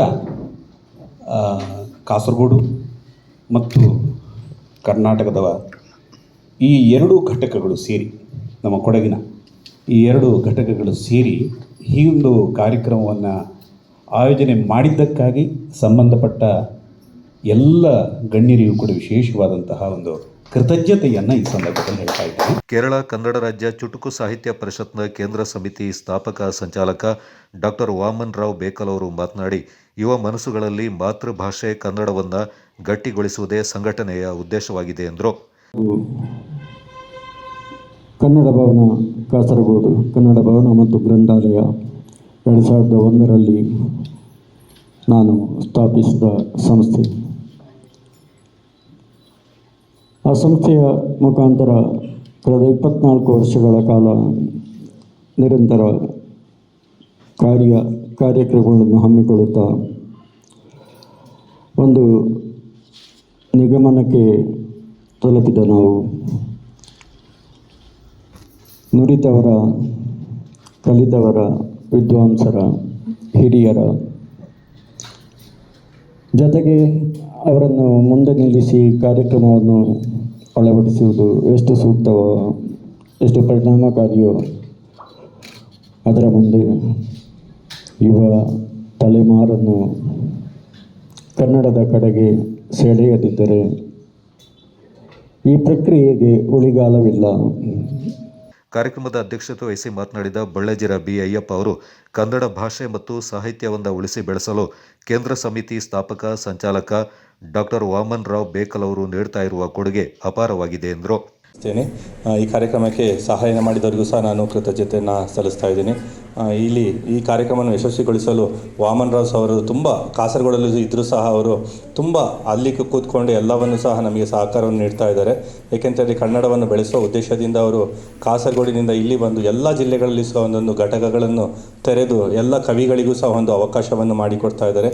ಮತ್ತು ಈ ಕಾರ್ಯಕ್ರಮಕ್ಕೆ ಬೇಕಾದಂತಹ ಎಲ್ಲ ಸಾಮಗ್ರಿಗಳನ್ನು ಸಹ ಅಲ್ಲಿಂದ ತಂದು ನಮಗೆ ಪೂರ್ಣ ಸಹಕಾರ ನೀಡ್ತಾ ಇದ್ದಾರೆ. ಮತ್ತು ಚುಟುಕು ಸಾಹಿತ್ಯ ಪರಿಷತ್ನ ಅಧ್ಯಕ್ಷರಾದಂತಹ ರುಬೀನಾ, ಚಂದನ್ ನಂದರ್ಬಿಟ್ಟು ಆಗಿರ್ಬೋದು, ಅರುಣ್ ಅವರು ಇರ್ಬೋದು, ನಿವ್ಯನ್ ಅವರು ಇರ್ಬೋದು, ಎಲ್ಲರೂ ಸಹ ಎಲ್ಲರ ಹೆಸರನ್ನು ಹೇಳಬೇಕಾಗುತ್ತೆ. ಏಕೆಂತಂದರೆ ಎಲ್ಲರೂ ಸಹ ಒಂದು ತಂಡವಾಗಿ 3-4 ಬಾರಿ ಸಭೆಗಳನ್ನು ಕರೆದು ಎಲ್ಲವನ್ನು ಸಹ ಕೆಲಸಗಳನ್ನು ಸಹ ಹಂಚಿಕೊಂಡು ಒಂದು ತಂಡವಾಗಿ ಇಷ್ಟು ಕಾರ್ಯಕ್ರಮವನ್ನು ಯಶಸ್ವಿಯಾಗಿ ಕಳಿಸಲು ಸಹಕರಿಸಿದಂಥ ಎಲ್ಲ ತಂಡದವರಿಗೂ ಸಹ ನಾನು ಕನ್ನಡ ಚುಟುಕು ಸಾಹಿತ್ಯ ಪರಿಷತ್ನ ಕೊಡಗು ಜಿಲ್ಲಾ ಘಟಕದ ಅಧ್ಯಕ್ಷರಾದ ಎಂಎ ರುಬೀನಾ ಮಾತನಾಡಿ, ಜಿಲ್ಲೆಯಲ್ಲಿ ಸಂಘಟನೆ ಸ್ಥಾಪನೆಯಾಗಿ ಕೇವಲ 5 ತಿಂಗಳಾಗಿದ್ದು ಈಗಾಗಲೇ ವಿವಿಧ ಕಾರ್ಯಕ್ರಮಗಳಿಂದ ಯಶಸ್ವಿಯಾಗಿ ನಡೆಸಿದ್ದೇವೆ ಎಂದರು.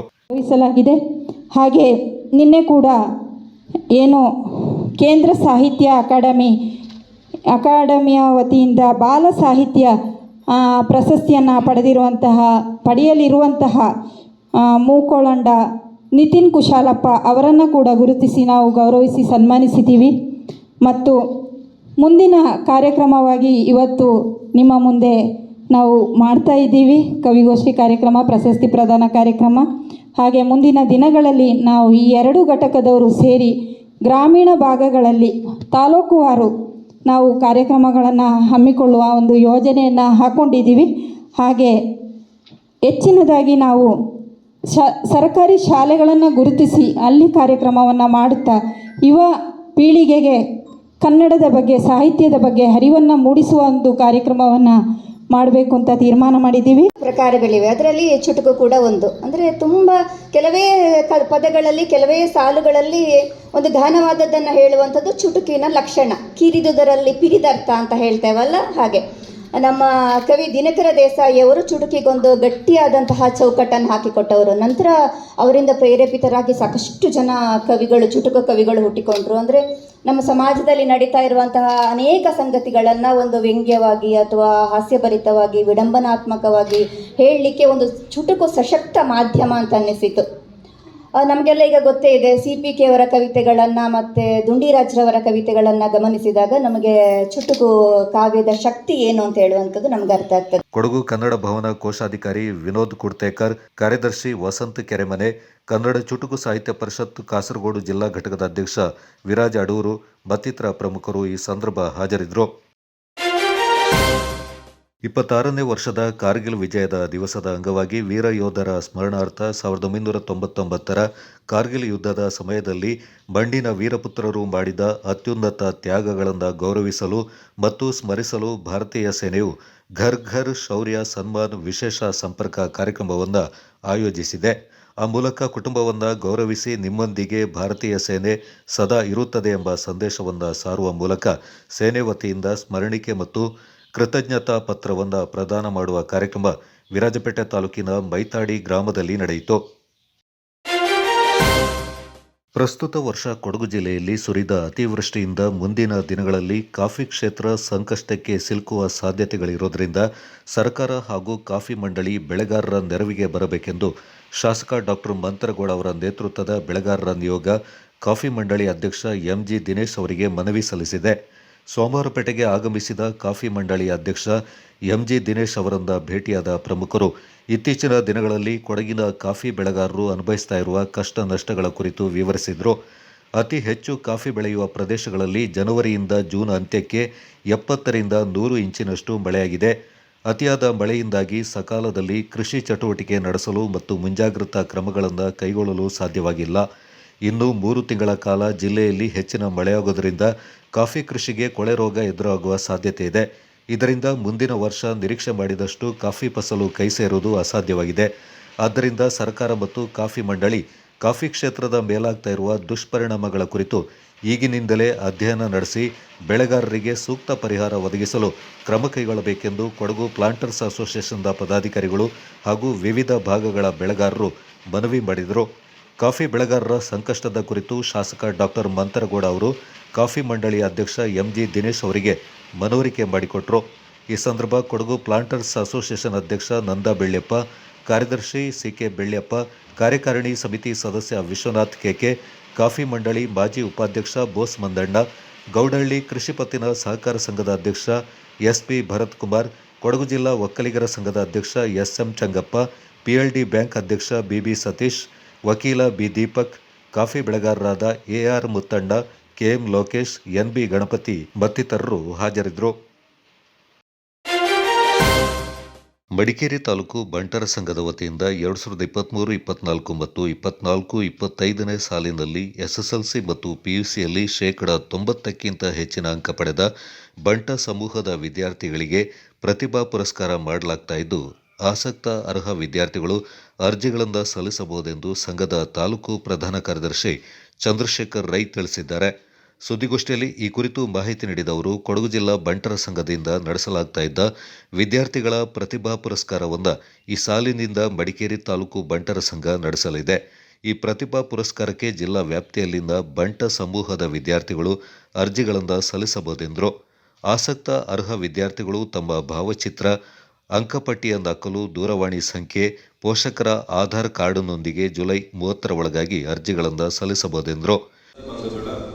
SSLC ಮತ್ತು PUCಯಲ್ಲಿ ಉತ್ತಮ ಅಂಕ ಗಳಿಸಿದ ವಿದ್ಯಾರ್ಥಿಗಳಿಗೆ ಪ್ರತಿಭಾ ಪುರಸ್ಕಾರ ಅಂತ ನೀಡಿದರು. ಅದನ್ನ ಈಗ ಮಡಿಕೇರಿ ತಾಲೂಕು ಬಂಟ ಸಂಘ ಪ್ರತಿ ವರ್ಷ ಮಾಡಲಿಕ್ಕಿದ್ದೇವೆ. ಅದೇ ರೀತಿ ಸಲ ನಾವು ಕಳೆದ 2023-24 ಮತ್ತು 24-25 ಅಂದರೆ ಒಂದು ವರ್ಷ ಗ್ಯಾಪ್ ಆಗಿತ್ತು. ಅದನ್ನು ನಾವೀಗ ಸೇರಿಸಿ ಈ ಸಾಲಿನ SSLC ಮತ್ತು PUC ಮಕ್ಕಳಿಗೆ ಅಂದರೆ 90% ಅಂಕ ಅದರಿಂದ ಮೇಲ್ಪಟ್ಟ ಮಕ್ಕಳಿಗೆ ಪ್ರತಿಭಾ ಪುರಸ್ಕಾರವನ್ನು ಮಾಡ್ತಿದ್ದೀವಿ ಮತ್ತು ಅವ್ರನ್ನ ಪ್ರತಿಭಾ ಪುರಸ್ಕಾರದಿಂದ ನಾವು ಸನ್ಮಾನ ಮಾಡ್ತೀವಿ. ಅದಕ್ಕೆ ಅರ್ಹ ವಿದ್ಯಾರ್ಥಿಗಳು ಅರ್ಜಿಯನ್ನು ಸಲ್ಲಿಸತಕ್ಕದ್ದು. ವಿದ್ಯಾರ್ಥಿಗಳ ಅದರಲ್ಲಿ ಅವರ ಭಾವಚಿತ್ರ, ಅವರ ಪೋಷಕರ ಆಧಾರ್ ಕಾರ್ಡ್ ಮತ್ತು ಮಾರ್ಕ್ಸ್ ಕಾರ್ಡ್ಗಳನ್ನ ಜೊತೆಗೆ ಸಲ್ಲಿಸತಕ್ಕದ್ದು, ಅದರ ನಕಲು ಪ್ರತಿಯನ್ನು ಈ ಅರ್ಜಿನ ಸಲ್ಲಿಸಲಿಕ್ಕೆ ಜುಲೈ 30 ಕೊನೆಯ ದಿನ ಆಗಿರ್ತದೆ. ಅರ್ಜಿ ಸಲ್ಲಿಸಲಿಕ್ಕೆ ವಿಳಾಸ ಬಂದ್ಬಿಟ್ಟು ಸದಾಶಿವರೈ, ಅಧ್ಯಕ್ಷರು, ಮಡಿಕೇರಿ ತಾಲೂಕು ಬಂಟು ಸಂಘ, ಕೇರ್ ಆಫ್ ಭೂಮಿ ಕನ್ಸಲ್ಟೆನ್ಸಿ, ಸಂಖ್ಯೆ 3, ಅಂಬಿಕಾ ಹೋಟೆಲ್ ಹತ್ತಿರ, ನಗರಸಭೆ ಕಾಂಪ್ಲೆಕ್ಸ್, ಮಡಿಕೇರಿ. ಇದಕ್ಕೆ ಅವರ ಅರ್ಜಿಯನ್ನು ಸಲ್ಲಿಸಬಹುದು. ಅಲ್ಲಿ ಬಂದು ಪೋಸ್ಟಲ್ ಮುಖಾಂತರ ಆಗ್ಬೋದು, ಅದು ಅಲ್ಲಿ ಬಂದು ಸ್ವತಃ ತಾವು ಬಂದು ಬೇಕಾದರೂ ಅರ್ಜಿಯನ್ನು ಸಲ್ಲಿಸಬಹುದು. ಅರ್ಜಿ ಸಲ್ಲಿಸಲಿಕ್ಕೆ ಕೊನೆಯ ದಿನಾಂಕ ಜುಲೈ 30 ಆಗಿರ್ತದೆ. ನಂತರ ಬಂದ ಅರ್ಜಿಗಳನ್ನ ಮಾನ್ಯ ಮಾಡಲಿಕ್ಕೆ ಆಗೋದಿಲ್ಲ. ಅರ್ಜಿಗೆ ಅದಕ್ಕೆ ಕಾಂಟ್ಯಾಕ್ಟ್ ಮಾಡಬೇಕಾದ ನಂಬರ್ ಬಂದು ಸದಾಶಿವ ಅಧ್ಯಕ್ಷರು 9480290688, ಚಂದ್ರಶೇಖರ್ ರೈ 7829768736, ವಿಠಲ್ ರೈ 9071673722, ಶಶಿಕಲಾ ರೈ 8105490618. ಇದು ಕೊಡಗು ಮಡಿಕೇರಿ ತಾಲೂಕಿನ ಬಂಟು ಸಂಘ ಇನ್ನು ಮುಂದಕ್ಕೆ ಪ್ರತಿ ವರ್ಷ ಈ ಪ್ರತಿಭಾ ಪುರಸ್ಕಾರವನ್ನು ಕೊಡಗಿನ ಗೋಷ್ಠಿಯಲ್ಲಿ ಮಡಿಕೇರಿ ತಾಲೂಕು ಬಂಟರ ಸಂಘದ ಅಧ್ಯಕ್ಷ ಸದಾಶಿವ ರೈ, ಖಜಾಂಚಿ ದಿನೇಶ್ ರೈ, ಗೌರವ ಸಲಹೆಗಾರರಾದ BC ಹರೀಶ್ ರೈ, ಮಹಿಳಾ ಘಟಕದ ಅಧ್ಯಕ್ಷೆ ಶಶಿಕಲಾ ರೈ, ಗೌರವ ಸಲಹೆಗಾರರಾದ ವಿಜಯಲಕ್ಷ್ಮಿ ರವಿ ರೈ ಪಾಲ್ಗೊಂಡಿದ್ದರು. ರಾಜ್ಯ ಸರ್ಕಾರದ 2 ವರ್ಷಗಳ ಅಭಿವೃದ್ಧಿ ಸಾಧನೆ ಮತ್ತು ಪಂಚ ಗ್ಯಾರಂಟಿ ಯೋಜನೆ ಬಿಂಬಿಸುವ ಮಾಹಿತಿ ಒಳಗೊಂಡ ವಸ್ತು ಪ್ರದರ್ಶನಕ್ಕೆ ಗ್ಯಾರಂಟಿ ಯೋಜನೆ ಜಿಲ್ಲಾ ಅನುಷ್ಠಾನ ಸಮಿತಿ ಅಧ್ಯಕ್ಷರಾದ ತೀತೀರ ಧರ್ಮಜ ಉತ್ತಪ್ಪ ಹಾಗೂ ಜಿಲ್ಲಾಧಿಕಾರಿ ವೆಂಕಟರಾಜ್ ಅವರು ಚಾಲನೆ ನೀಡಿದರು. ನಗರದ KSRTC ಬಸ್ ನಿಲ್ದಾಣದಲ್ಲಿ ಜಿಲ್ಲಾಡಳಿತ, ಜಿಲ್ಲಾ ಪಂಚಾಯತ್ ಹಾಗೂ ವಾರ್ತಾ ಮತ್ತು ಸಾರ್ವಜನಿಕ ಸಂಪರ್ಕ ಇಲಾಖೆ ವತಿಯಿಂದ ಕರ್ನಾಟಕ ರಾಜ್ಯ ಸರ್ಕಾರದ 2 ವರ್ಷಗಳ ಸಾಧನೆ ಮತ್ತು ಸರ್ಕಾರದ ವಿವಿಧ ಯೋಜನೆಗಳ ಕುರಿತ ಮಾಹಿತಿಯುಳ್ಳ ವಸ್ತು ಪ್ರದರ್ಶನಕ್ಕೆ ಚಾಲನೆ ನೀಡಲಾಯಿತು. ವಸ್ತು ಪ್ರದರ್ಶನ ಮಳಿಗೆಯಲ್ಲಿ ಅಳವಡಿಸಲಾದ ಗ್ಯಾರಂಟಿ ಸಮರ್ಪಣೆ ಅಭಿವೃದ್ಧಿಯ ಸಂಕಲ್ಪ, ನಾಡಿನ 7 ಕೋಟಿ ಜನರ ಬೆಳಕು ಗ್ಯಾರಂಟಿ ಬದುಕು ಫಲಕ, ಸರ್ಕಾರದ ಯೋಜನೆಗಳಾದ ಮಹಿಳೆಯರಿಗೆ ರಾಜ್ಯಾದ್ಯಂತ ಉಚಿತ ಪ್ರಯಾಣಿಸಲು ಶಕ್ತಿ ಯೋಜನೆ, ಬಡ ಹಿಂದುಳಿದ ಸೇರಿದಂತೆ ಎಲ್ಲ ಮಹಿಳೆಯರು ಸ್ವಾವಲಂಬಿ ಬದುಕು ನಡೆಸಲು ಎಲ್ಲ ಮನೆಯ ಯಜಮಾನಿಯರಿಗೆ ಪ್ರತಿ ತಿಂಗಳು 2,000 ರೂಪಾಯಿ ಹಣ ನೀಡುವ ಗೃಹಲಕ್ಷ್ಮಿ ಯೋಜನೆ, ಜೊತೆಗೆ ಅಂಧಭಾಗ್ಯ, ಪದವಿ, ಡಿಪ್ಲೊಮಾ ಪೂರ್ಣಗೊಳಿಸಿದ ಯುವಜನತೆಗೆ ಉದ್ಯೋಗ ಪಡೆಯಲು ಅನುಕೂಲವಾಗಲು ಪ್ರತಿ ತಿಂಗಳು ಪದವೀಧರರಿಗೆ 3,000 ರೂಪಾಯಿ ಹಾಗೂ ಡಿಪ್ಲೊಮಾ ಪದವೀಧರರಿಗೆ 1,500 ನೀಡುವ ಯುವ ನಿಧಿ, ಪ್ರತಿ ಮನೆಗೆ ಉಚಿತ ವಿದ್ಯುತ್ ನೀಡುವ ಗೃಹ ಜ್ಯೋತಿ ಯೋಜನೆಗಳು ರಾಜ್ಯದಲ್ಲಿ ಪರಿಣಾಮಕಾರಿಯಾಗಿ ಜಾರಿಗೊಂಡಿದ್ದು, ಜನಸಾಮಾನ್ಯರ ಬದುಕಿಗೆ ಆಸರೆಯಾಗಿರುವ ಪಂಚ ಗ್ಯಾರಂಟಿ ಯೋಜನೆಗಳು ಸೇರಿದಂತೆ ಸರ್ಕಾರದ ವಿವಿಧ ಕಾರ್ಯಕ್ರಮ ಒಳಗೊಂಡ ಸಮಗ್ರ ಮಾಹಿತಿಯುಳ್ಳ ಫಲಕಗಳನ್ನು ಗಣ್ಯರು ವೀಕ್ಷಿಸಿದರು. ಮುಖ್ಯಮಂತ್ರಿ ಸಿದ್ದರಾಮಯ್ಯ, ಉಪಮುಖ್ಯಮಂತ್ರಿ DK ಶಿವಕುಮಾರ್ ಅವರ ಭಾವಚಿತ್ರಗಳನ್ನು ಒಳಗೊಂಡ ಸೆಲ್ಫಿ ಪಾಯಿಂಟ್ಗಳನ್ನು ವೀಕ್ಷಿಸಿ ಪ್ರಶಂಸಿಸಿದ ಗ್ಯಾರಂಟಿ ಯೋಜನೆ ಅನುಷ್ಠಾನ ಜಿಲ್ಲಾ ಸಮಿತಿ ಅಧ್ಯಕ್ಷರಾದ ಧರ್ಮಜ ಉತ್ತಪ್ಪ, ಜಿಲ್ಲಾಧಿಕಾರಿ ವೆಂಕಟರಾಜ ಹಾಗೂ ಗ್ಯಾರಂಟಿ ಯೋಜನೆ ತಾಲೂಕು ಅನುಷ್ಠಾನ ಸಮಿತಿ ಅಧ್ಯಕ್ಷರಾದ ಮಂತ್ರಿರ ಮೋಹನ್ ದಾಸ್ ಅವರು ಸೆಲ್ಫಿ ಪಾಯಿಂಟ್ಗಳಲ್ಲಿ ಫೋಟೋವನ್ನು ಕ್ಲಿಕ್ಕಿಸಿಕೊಂಡರು. ಬಳಿಕ ಮಾತನಾಡಿದ ತೀತೀರ ಧರ್ಮಜ ಉತ್ತಪ್ಪ ಅವರು, ಮುಖ್ಯಮಂತ್ರಿ ಸಿದ್ದರಾಮಯ್ಯ ನೇತೃತ್ವದ ಸರ್ಕಾರ ಗ್ಯಾರಂಟಿ ಯೋಜನೆ ಸೇರಿದಂತೆ ಹಲವು ಜನಪರ ಕಾರ್ಯಕ್ರಮ ಜಾರಿಗೊಳಿಸಿದೆ. ಈ ನಿಟ್ಟಿನಲ್ಲಿ ಗ್ರಾಮೀಣ ಮಟ್ಟಕ್ಕೂ ಈ ಯೋಜನೆಯ ಮಾಹಿತಿ ದೊರೆಯುವಂತಾಗಬೇಕೆಂದರು. ಕಾರ್ಯಕ್ರಮಕ್ಕೆ ಆಗಮಿಸಿದ್ದ ವಿವಿಧ ಗಣ್ಯರು ಕೂಡ ಸೆಲ್ಫಿ ಪಾಯಿಂಟ್ನಲ್ಲಿ ಫೋಟೋ ತೆಗೆಸಿಕೊಂಡು ಸಂತಸ ವ್ಯಕ್ತಪಡಿಸಿದರು. ವಾರ್ತಾ ಮತ್ತು ಸಾರ್ವಜನಿಕ ಸಂಪರ್ಕ ಇಲಾಖೆ ವತಿಯಿಂದ ರಾಜ್ಯ ಸರ್ಕಾರದ 2 ವರ್ಷಗಳ ಸಾಧನೆ ಹಾಗೂ ಯೋಜನೆಗಳನ್ನು ಬಿಂಬಿಸುವ ಮಾಹಿತಿ ಒಳಗೊಂಡ ವಸ್ತು ಪ್ರದರ್ಶನವನ್ನು ನಗರದ KSRTC ಬಸ್ ನಿಲ್ದಾಣದಲ್ಲಿ ಆಯೋಜಿಸಲಾಗಿದ್ದು, ಜುಲೈ 8ರವರೆಗೆ ವಸ್ತು ಪ್ರದರ್ಶನ ಸಾರ್ವಜನಿಕರ ವೀಕ್ಷಣೆಗೆ ಲಭ್ಯವಿದೆ. ರಾಜ್ಯ ಸರ್ಕಾರದ ಮಹತ್ವಾಕಾಂಕ್ಷಿ ಯೋಜನೆಗಳ ಲಾಭ ಪ್ರತಿಯೊಬ್ಬ ಅರ್ಹ ಫಲಾನುಭವಿಗಳಿಗೆ ದೊರಕಿಸಿಕೊಡುವ ನಿಟ್ಟಿನಲ್ಲಿ ಗ್ಯಾರಂಟಿ ಯೋಜನೆಗಳು ಒಳಗೊಂಡಂತೆ ಸರ್ಕಾರದ ಜನಪರ ಯೋಜನೆಗಳ ಅಭಿವೃದ್ಧಿ ಸಾಧನೆಗಳ ಬಗ್ಗೆ ಸಾರ್ವಜನಿಕರಿಗೆ ಮಾಹಿತಿ ನೀಡಲು ವಸ್ತು ಪ್ರದರ್ಶನ ಹಮ್ಮಿಕೊಳ್ಳಲಾಗಿದೆ ಎಂದು ವಾರ್ತಾ ಇಲಾಖೆಯ ಸಹಾಯಕ ನಿರ್ದೇಶಕ ಚಿನ್ನಸ್ವಾಮಿ ಮಾಹಿತಿಯನ್ನು ನೀಡಿದರು. ಕೆಎಸ್ಆರ್ಟಿಸಿ ಸಹಾಯಕ ಸಂಚಾರ ಅಧೀಕ್ಷಕರಾದ ಎ ಈರಸಪ್ಪ, ಸಂಚಾರ ನಿಯಂತ್ರಕ ಮಲ್ಲಿಕಾರ್ಜುನ ನಾಯ್ಕ್ ಈ ಸಂದರ್ಭ ಹಾಜರಿದ್ದರು. ಕೇಂದ್ರ ಸರ್ಕಾರದ ಕಾರ್ಮಿಕ ವಿರೋಧಿ ನೀತಿಗಳನ್ನು ವಿರೋಧಿಸಿ ಮುಷ್ಕರಕ್ಕೆ ಕರೆ ನೀಡಿರುವ ಕೇಂದ್ರ ಕಾರ್ಮಿಕ ಸಂಘಟನೆಗಳ ಸಮಿತಿಯು ತಾರೀಖು 9ರಂದು ನಡೆಯುವ ಮುಷ್ಕರಕ್ಕೆ ಸಿಐಟಿಯು ಜಿಲ್ಲಾ ಘಟಕ ತನ್ನ ಬೆಂಬಲ ಸೂಚಿಸಿತು. Centre of Indian trade unions Kodagu ಜಿಲ್ಲಾ ಘಟಕದ ವತಿಯಿಂದ ವಿರಾಜಪೇಟೆ ನಗರದ ಕಚೇರಿಯಲ್ಲಿ ಕೇಂದ್ರ ಕಾರ್ಮಿಕ ಸಂಘಟನೆಗಳ ಜಂಟಿ ಸಮಿತಿ ತಾರೀಖು 9ರಂದು ಕರೆ ನೀಡಿರುವ ಸಾರ್ವತ್ರಿಕ ಮುಷ್ಕರದ ಬಗ್ಗೆ ಸುದ್ದಿಗೋಷ್ಠಿಯನ್ನು ಕರೆಯಲಾಗಿತ್ತು. ಸುದ್ದಿಗೋಷ್ಠಿಯಲ್ಲಿ ಮಾತನಾಡಿದ ಸಿಐಟಿಯುನ ಜಿಲ್ಲಾ ಪ್ರಧಾನ ಕಾರ್ಯದರ್ಶಿ ಎಸಿ ಸಾಬು ಅವರು, ಕೇಂದ್ರ ಸರ್ಕಾರವು ಕಾರ್ಮಿಕ ನೀತಿಗಳಿಗೆ ವಿರುದ್ಧವಾಗಿ ಕಾನೂನುಗಳನ್ನು ಜಾರಿಗೆ ತಂದಿದೆ.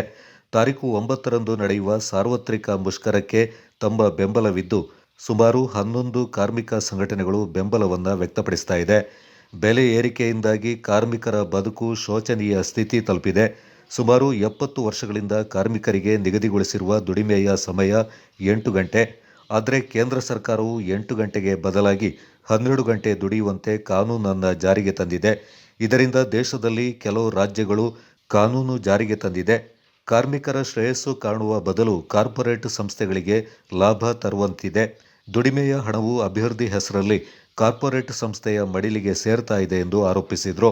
ತಾರೀಖು 9ರಂದು ನಡೆಯುವ ಬೃಹತ್ ಮಟ್ಟದ ಹೋರಾಟಕ್ಕೆ ಸಿಐಟಿಯು ಸಂಘಟನೆಯ ಅಡಿಯಲ್ಲಿ ಬರುವ 9 ಸಂಘಟನೆಗಳು ಸೇರಿದಂತೆ ವಿವಿಧ ಇಲಾಖೆಗಳಲ್ಲಿ ದುಡಿಯುವ ಕಾರ್ಮಿಕರು ಹಾಗೂ ಇತರ ದಿನಗೂಲಿ ಕಾರ್ಮಿಕರು ಹೋರಾಟಕ್ಕೆ ಬೆಂಬಲ ಸೂಚಿಸಿ ಪ್ರತಿಭಟನೆಯಲ್ಲಿ ಭಾಗವಹಿಸುವಂತೆ ಮನವಿ ಮಾಡಿದರು. 11 ಕಾರ್ಮಿಕ ಸಂಘಟನೆಗಳು ಇದೇ ತಿಂಗಳು 9ನೇ ತಾರೀಕು ದೇಶಾದ್ಯಂತ ಪ್ರತಿಭಟನೆಯನ್ನ ಮಾಡಿ ತನ್ನ ವಿರೋಧವನ್ನ ವ್ಯಕ್ತಪಡಿಸ್ತಾ ಇದ್ದಾರೆ. ಅದೇ ರೀತಿಯಲ್ಲಿ ನಮ್ಮ ಕೊಡಗು ಜಿಲ್ಲೆಯಲ್ಲೂ ಕೂಡ ಸಿಐಟಿಯುನ ನೇತೃತ್ವದಲ್ಲಿ ಇರುವಂತಹ 9 ಕಾರ್ಮಿಕ ಸಂಘಟನೆಗಳು ಅಂದ್ರೆ ಅದರಲ್ಲಿ ಪಂಚಾಯಿತಿ ನೌಕರರು, ಕಟ್ಟಡ ಕಾರ್ಮಿಕರು, ಅಂಗನವಾಡಿ, ಬಿಸಿಯೂಟ, ಅದೇ ರೀತಿಯಲ್ಲಿ ತೋಟ ಕಾರ್ಮಿಕರು ಸೇರಿದಂತ ಎಲ್ಲಾ ವಿಭಾಗದ ಕಾರ್ಮಿಕರು, ಹಮಾಲಿ ಕಾರ್ಮಿಕರು ಸೇರಿ, ಆಸ್ಪತ್ರೆ ಸ್ವಚ್ಛತಾ ಕಾರ್ಮಿಕರು ಸೇರಿ 9 ಸಿಐಟಿಯುನ ಅಡಿಯಲ್ಲಿ ನೋಂದಾಯಿಟ್ಟಿರುವಂತಹ 9 ಕಾರ್ಮಿಕ ಸಂಘಟನೆಗಳು ಈ ಕಾರ್ಯಕ್ರಮ ಈ ಹೋರಾಟದಲ್ಲಿ ಪಾಲ್ಗೊಳ್ಳಲಿದ್ದಾರೆ. ಅದೇ ರೀತಿಯಲ್ಲಿ ಇಲ್ಲಿಯ ಸಣ್ಣ ರೈತರುಗಳು ಕೂಡ ನಮ್ಮ ಹೋರಾಟಕ್ಕೆ ಬೆಂಬಲವನ್ನ ವ್ಯಕ್ತಪಡಿಸ್ತಾ ಇದ್ದಾರೆ. ಈ ರೀತಿಯಲ್ಲಿ ಇರುವಂತಹ ಕಾರ್ಮಿಕ ವಿರೋಧಿಯಾದಂತಹ ನೀತಿಗಳು, ರೈತ ವಿರೋಧಿಯಾದಂತಹ ಈ ಕಾರ್ಮಿಕ ನೀತಿಗಳನ್ನ ವಿರೋಧಿಸಿ ನಡೆಯುವ ಹೋರಾಟಕ್ಕೆ ಇಡೀ ಕೊಡಗು ಜಿಲ್ಲೆಯ ಎಲ್ಲ ಕಾರ್ಮಿಕರು, ಸಣ್ಣ ರೈತರು ಎಲ್ಲರೂ ನಮಗೆ ಬೆಂಬಲವನ್ನ ವ್ಯಕ್ತಪಡಿಸಬೇಕು ಅಂತ ಈ ಸಂದರ್ಭ ಸಿಐಟಿಯುನ ಕೊಡಗು ಜಿಲ್ಲಾ ಘಟಕದ ಅಧ್ಯಕ್ಷರಾದ PR ಭರತ್ ಮಾತನಾಡಿ, ತಾರೀಖು 9ರಂದು ಹಮ್ಮಿಕೊಂಡಿರುವ ಬೃಹತ್ ಮುಷ್ಕರಕ್ಕೆ ಬೆಂಬಲವನ್ನು ಸೂಚಿಸಿದರು. ಕೇಂದ್ರ ಸರ್ಕಾರವು ಸುಮಾರು 29 ಕಾರ್ಮಿಕ ನೀತಿಗಳನ್ನು ತಿದ್ದುಪಡಿ ಮಾಡಲು ಹೊರಟಿದೆ. ಕಾರ್ಮಿಕ ನೀತಿಗಳಿಗೆ ವಿರುದ್ಧವಾಗಿ ಕಾನೂನನ್ನು ಜಾರಿಗೆ ತಂದಿದೆ. ಕಾರ್ಮಿಕರ 22 ಬೇಡಿಕೆಗಳನ್ನು ಮುಂದಿಟ್ಟು ನಮ್ಮ ಹೋರಾಟ ಮಾಡ್ತಾ ಇದ್ದೇವೆ. ಪ್ರತಿಭಟನೆಯ ಸಂದರ್ಭದಲ್ಲಿ ಸಂಘಟನೆಗಳ ವತಿಯಿಂದ ತಾಲೂಕು ತಹಶೀಲ್ದಾರ್ ಅವರ ಮೂಲಕ ಕೇಂದ್ರ ಸರ್ಕಾರಕ್ಕೆ ಮನವಿ ಪತ್ರ ಸಲ್ಲಿಸಲಾಗುತ್ತೆ ಎಂದರು. ಇವತ್ತು ಈ ದೇಶದಲ್ಲಿ ದುಡಿತಾ ಇರತಕ್ಕಂಥ ಏನು ಕಾರ್ಮಿಕ ವರ್ಗ ಇದ್ದಾರೆ, ಅವರಿವತ್ತು ಅತ್ಯಂತ ಕಡಿಮೆ ದುಡ್ಡಿನ ಒಳಗಡೆ ಬದುಕಲಿಕ್ಕೆ ಸಾಧ್ಯವಾಗತಕ್ಕಂಥ ರೀತಿಯಲ್ಲಿ ಇರ್ತಕ್ಕಂಥ ಕೂಲಿಯನ್ನ ಪಡ್ಕೊಂಡು ಬದುಕ್ತಾ ಇದ್ದಾರೆ. ಅಂಗನವಾಡಿಯವರಿಗೆ 11,000, ಬಿಸಿ ಊಟದವರಿಗೆ 3,500 ಅಂದ್ರೆ ಅಸಂಘಟಿತ ರಂಗದಲ್ಲಿ ಗುತ್ತಿಗೆ, ಹೊರಗುತ್ತಿಗೆ ಮುಖಾಂತರ ಕೆಲಸ ಮಾಡತಕ್ಕಂಥ ಹಲವಾರು ಲಕ್ಷಗಟ್ಟಲೆ, ಕೋಟಿಗಟ್ಟಲೆ ಕಾರ್ಮಿಕರು ಏನಿದ್ದಾರೆ, ಅವರಿಗೆ ಇವತ್ತು ಅವರ ಮಕ್ಕಳನ್ನ, ಅವರ ಕುಟುಂಬವನ್ನ ಸಾಗಿಸ್ಲಿಕ್ಕೆ ಇರ್ತಕ್ಕಂಥ ಬದುಕಿಗೆ ಬೇಕಾಗಿರ್ತಕ್ಕಂಥ ಕೂಲಿ ಇಲ್ಲ. ಅದರಿಂದ ಕನಿಷ್ಠ ವೇತನ 35,000 ಎಲ್ಲಾ ಅಸಂಘಟಿತ ಕಾರ್ಮಿಕರಿಗೆ ಕೊಡಬೇಕು ಅನ್ನತಕ್ಕಂದಾಗ ಬಹಳ ಪ್ರಮುಖವಾಗಿರ್ತಕ್ಕಂಥ ಬೇಡಿಕೆಯನ್ನ ಇವತ್ತು ನಾವು ಎತ್ಕೊಂಡು ಈ ಹೋರಾಟವನ್ನು ನಡೆಸ್ತಾ ಇದ್ದೀವಿ. ಜೊತೆಯಲ್ಲೇ ಈ ದೇಶದ ಸಂಪತ್ಭರಿತವಾಗಿರ್ತಕ್ಕಂದಾಗ, ಈ ದೇಶಕ್ಕೆ ಹೆಚ್ಚಿನ ರೀತಿಯ ಲಾಭವನ್ನ ಕೊಡತಕ್ಕಂದಾಗ, ನಮ್ಮ ಸರ್ಕಾರಿ ಸ್ವಾಮ್ಯದಲ್ಲಿರ್ತಕ್ಕಂದಾಗ LIC ಇರ್ಬೋದು, ಬ್ಯಾಂಕ್ ಇರ್ಬೋದು, ರೈಲ್ವೆ ಇರ್ಬೋದು, ಇವುಗಳನ್ನೆಲ್ಲವನ್ನ ಕೂಡ ಇವತ್ತು ಖಾಸಗೀಕರಣ ಮಾಡುವುದರ ಮುಖಾಂತರ ಸರ್ಕಾರ ಇವತ್ತು ಎಲ್ಲವನ್ನ ಕೂಡ ಅದಲು ದರೋಡೆ ಮಾಡಲಿಕ್ಕೆ ಹೊರಟಿದೆ ಅನ್ನತಕ್ಕಂಥದ್ದನ್ನ ಕೂಡ ಗಮನಾರ್ಹವಾಗಿ ನಾವು ಕಾಣಬೇಕಾಗಿದೆ. ಗೋಷ್ಠಿಯಲ್ಲಿ ಸಿಐಟಿಯು ಜಿಲ್ಲಾ ಸಮಿತಿಯ ಖಜಾಂಚಿಗಳಾದ ಎನ್.ಡಿ. ಕುಟ್ಟಪ್ಪ, ಪದಾಧಿಕಾರಿಗಳಾದ ಕೆ.ಕೆ. ಹರಿದಾಸ್ ಪಾಲ್ಗೊಂಡಿದ್ದರು. ಆಲೂರು ಸಿದ್ದಾಪುರ ಸಮೀಪದ ಮೈಲಾತ್ಪುರ ಗ್ರಾಮದಲ್ಲಿ ಜನಿಸಿ ಕೇಂದ್ರೀಯ ಮೀಸಲು ಪಡೆಯಲ್ಲಿ 37 ವರ್ಷಗಳ ಸುದೀರ್ಘ ಸೇವೆಯ ಬಳಿಕ ವಯೋಸಹಜ ನಿವೃತ್ತಿ ಪಡೆದು ಸ್ವಗ್ರಾಮಕ್ಕೆ ಆಗಮಿಸಿದ ಮಂಜುನಾಥ್ ಅವರಿಗೆ ಗ್ರಾಮಸ್ಥರು ಹಾಗೂ ಕುಟುಂಬಸ್ಥರಿಂದ ಅಭೂತಪೂರ್ವ ಸ್ವಾಗತ, ಅಭಿನಂದನೆ, ಸನ್ಮಾನ ಕಾರ್ಯಕ್ರಮ ಏರ್ಪಡಿಸಲಾಗಿತ್ತು. ಇವರೊಂದಿಗೆ ಇವರ ಅಕ್ಕಪಕ್ಕದ ಗ್ರಾಮದ ನಿವೃತ್ತ ಯೋಧರಿಗೂ ಸನ್ಮಾನ, ಗೌರವಪೂರ್ವಕ ಅರ್ಥಪೂರ್ಣ ಕಾರ್ಯಕ್ರಮವನ್ನು ಏರ್ಪಡಿಸಲಾಗಿತ್ತು. ಈ ಸಂದರ್ಭ ಸನ್ಮಾನ ಸ್ವೀಕರಿಸಿ ಮಾತನಾಡಿದ ನಿವೃತ್ತ ಯೋಧ ಮಂಜುನಾಥ್, ರಾಷ್ಟ್ರ ರಕ್ಷಣೆಯ ಸೇವೆ ಎಲ್ಲರಿಗೂ ಸಿಗುವಂಥದ್ದಲ್ಲ, ಆದರೆ ಅಂತಹ ಅವಕಾಶ ತನಗೆ ಸಿಕ್ಕಿತ್ತು. ಭಾರತಾಂಬೆಯ ಸೇವೆ ಮಾಡಿದ ಸಾರ್ಥಕತೆ ತನಗಿದೆ ಎಂದು ಹೆಮ್ಮೆ ವ್ಯಕ್ತಪಡಿಸಿದರು. 37 ವರ್ಷಗಳಲ್ಲಿ ಹಲವು ಬಾರಿ ಪ್ರಾಣ ಕಳೆದುಕೊಳ್ಳಬೇಕಾದ ಪರಿಸ್ಥಿತಿ ಎದುರಾಗಿತ್ತು, ಆದರೆ ಎಲ್ಲರ ಹಾರೈಕೆಯಿಂದ ಬದುಕಿ ಬರುವಂತಾಯಿತು ಎಂದರು.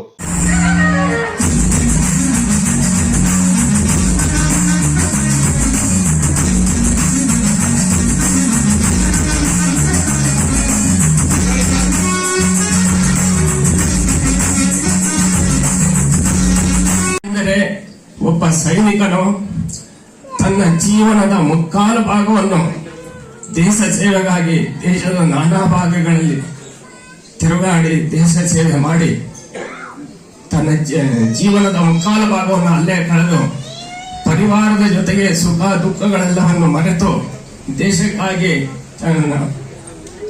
ಎಲ್ಲ ರೀತಿಯ ತನ್ನ ಇದನ್ನು ತ್ಯಾಗ ಮಾಡಿರ್ತಾನಲ್ಲ, ಅದಕ್ಕಾಗಿ ಇಂಥ ಸನ್ಮಾನಗಳು ಅವನಿಗೆ ದೊರೆತರೆ ಇದಕ್ಕಿಂತ ಬೇಕಾದ ಬೇರೆ ವಿಷಯ ಬೇಕಾಗಿಲ್ಲ.